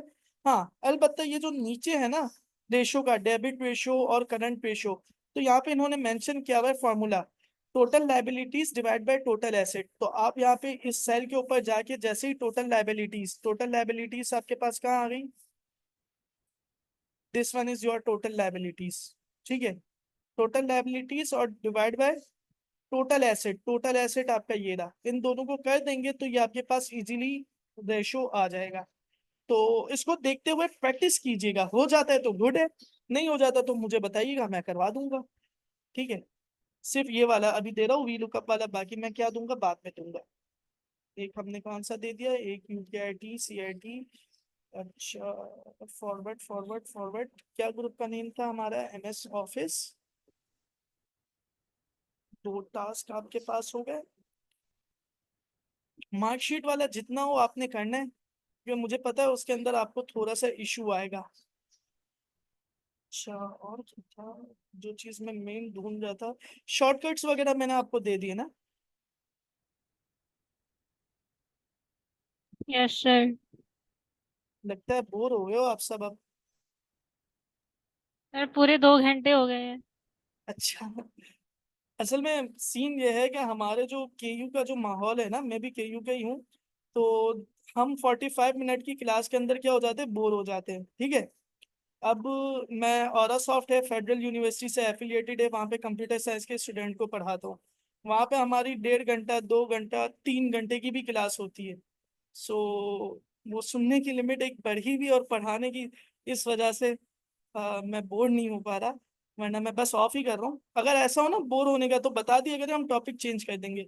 मसला ये है कि एक तो हमने आपके कोर्स की लिमिट भी लगा के रखी हुई है ना, लिमिट क्या लगा के रखी हुई है, 16 घंटे के अंदर मुझे आपका कोर्स कंप्लीट करना है।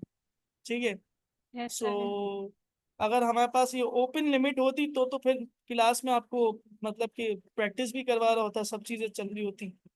फिर नेक्स्ट सेमेस्टर में हमारे पास, नेक्स्ट सेमेस्टर 5 से शुरू है ना यूके का, 7।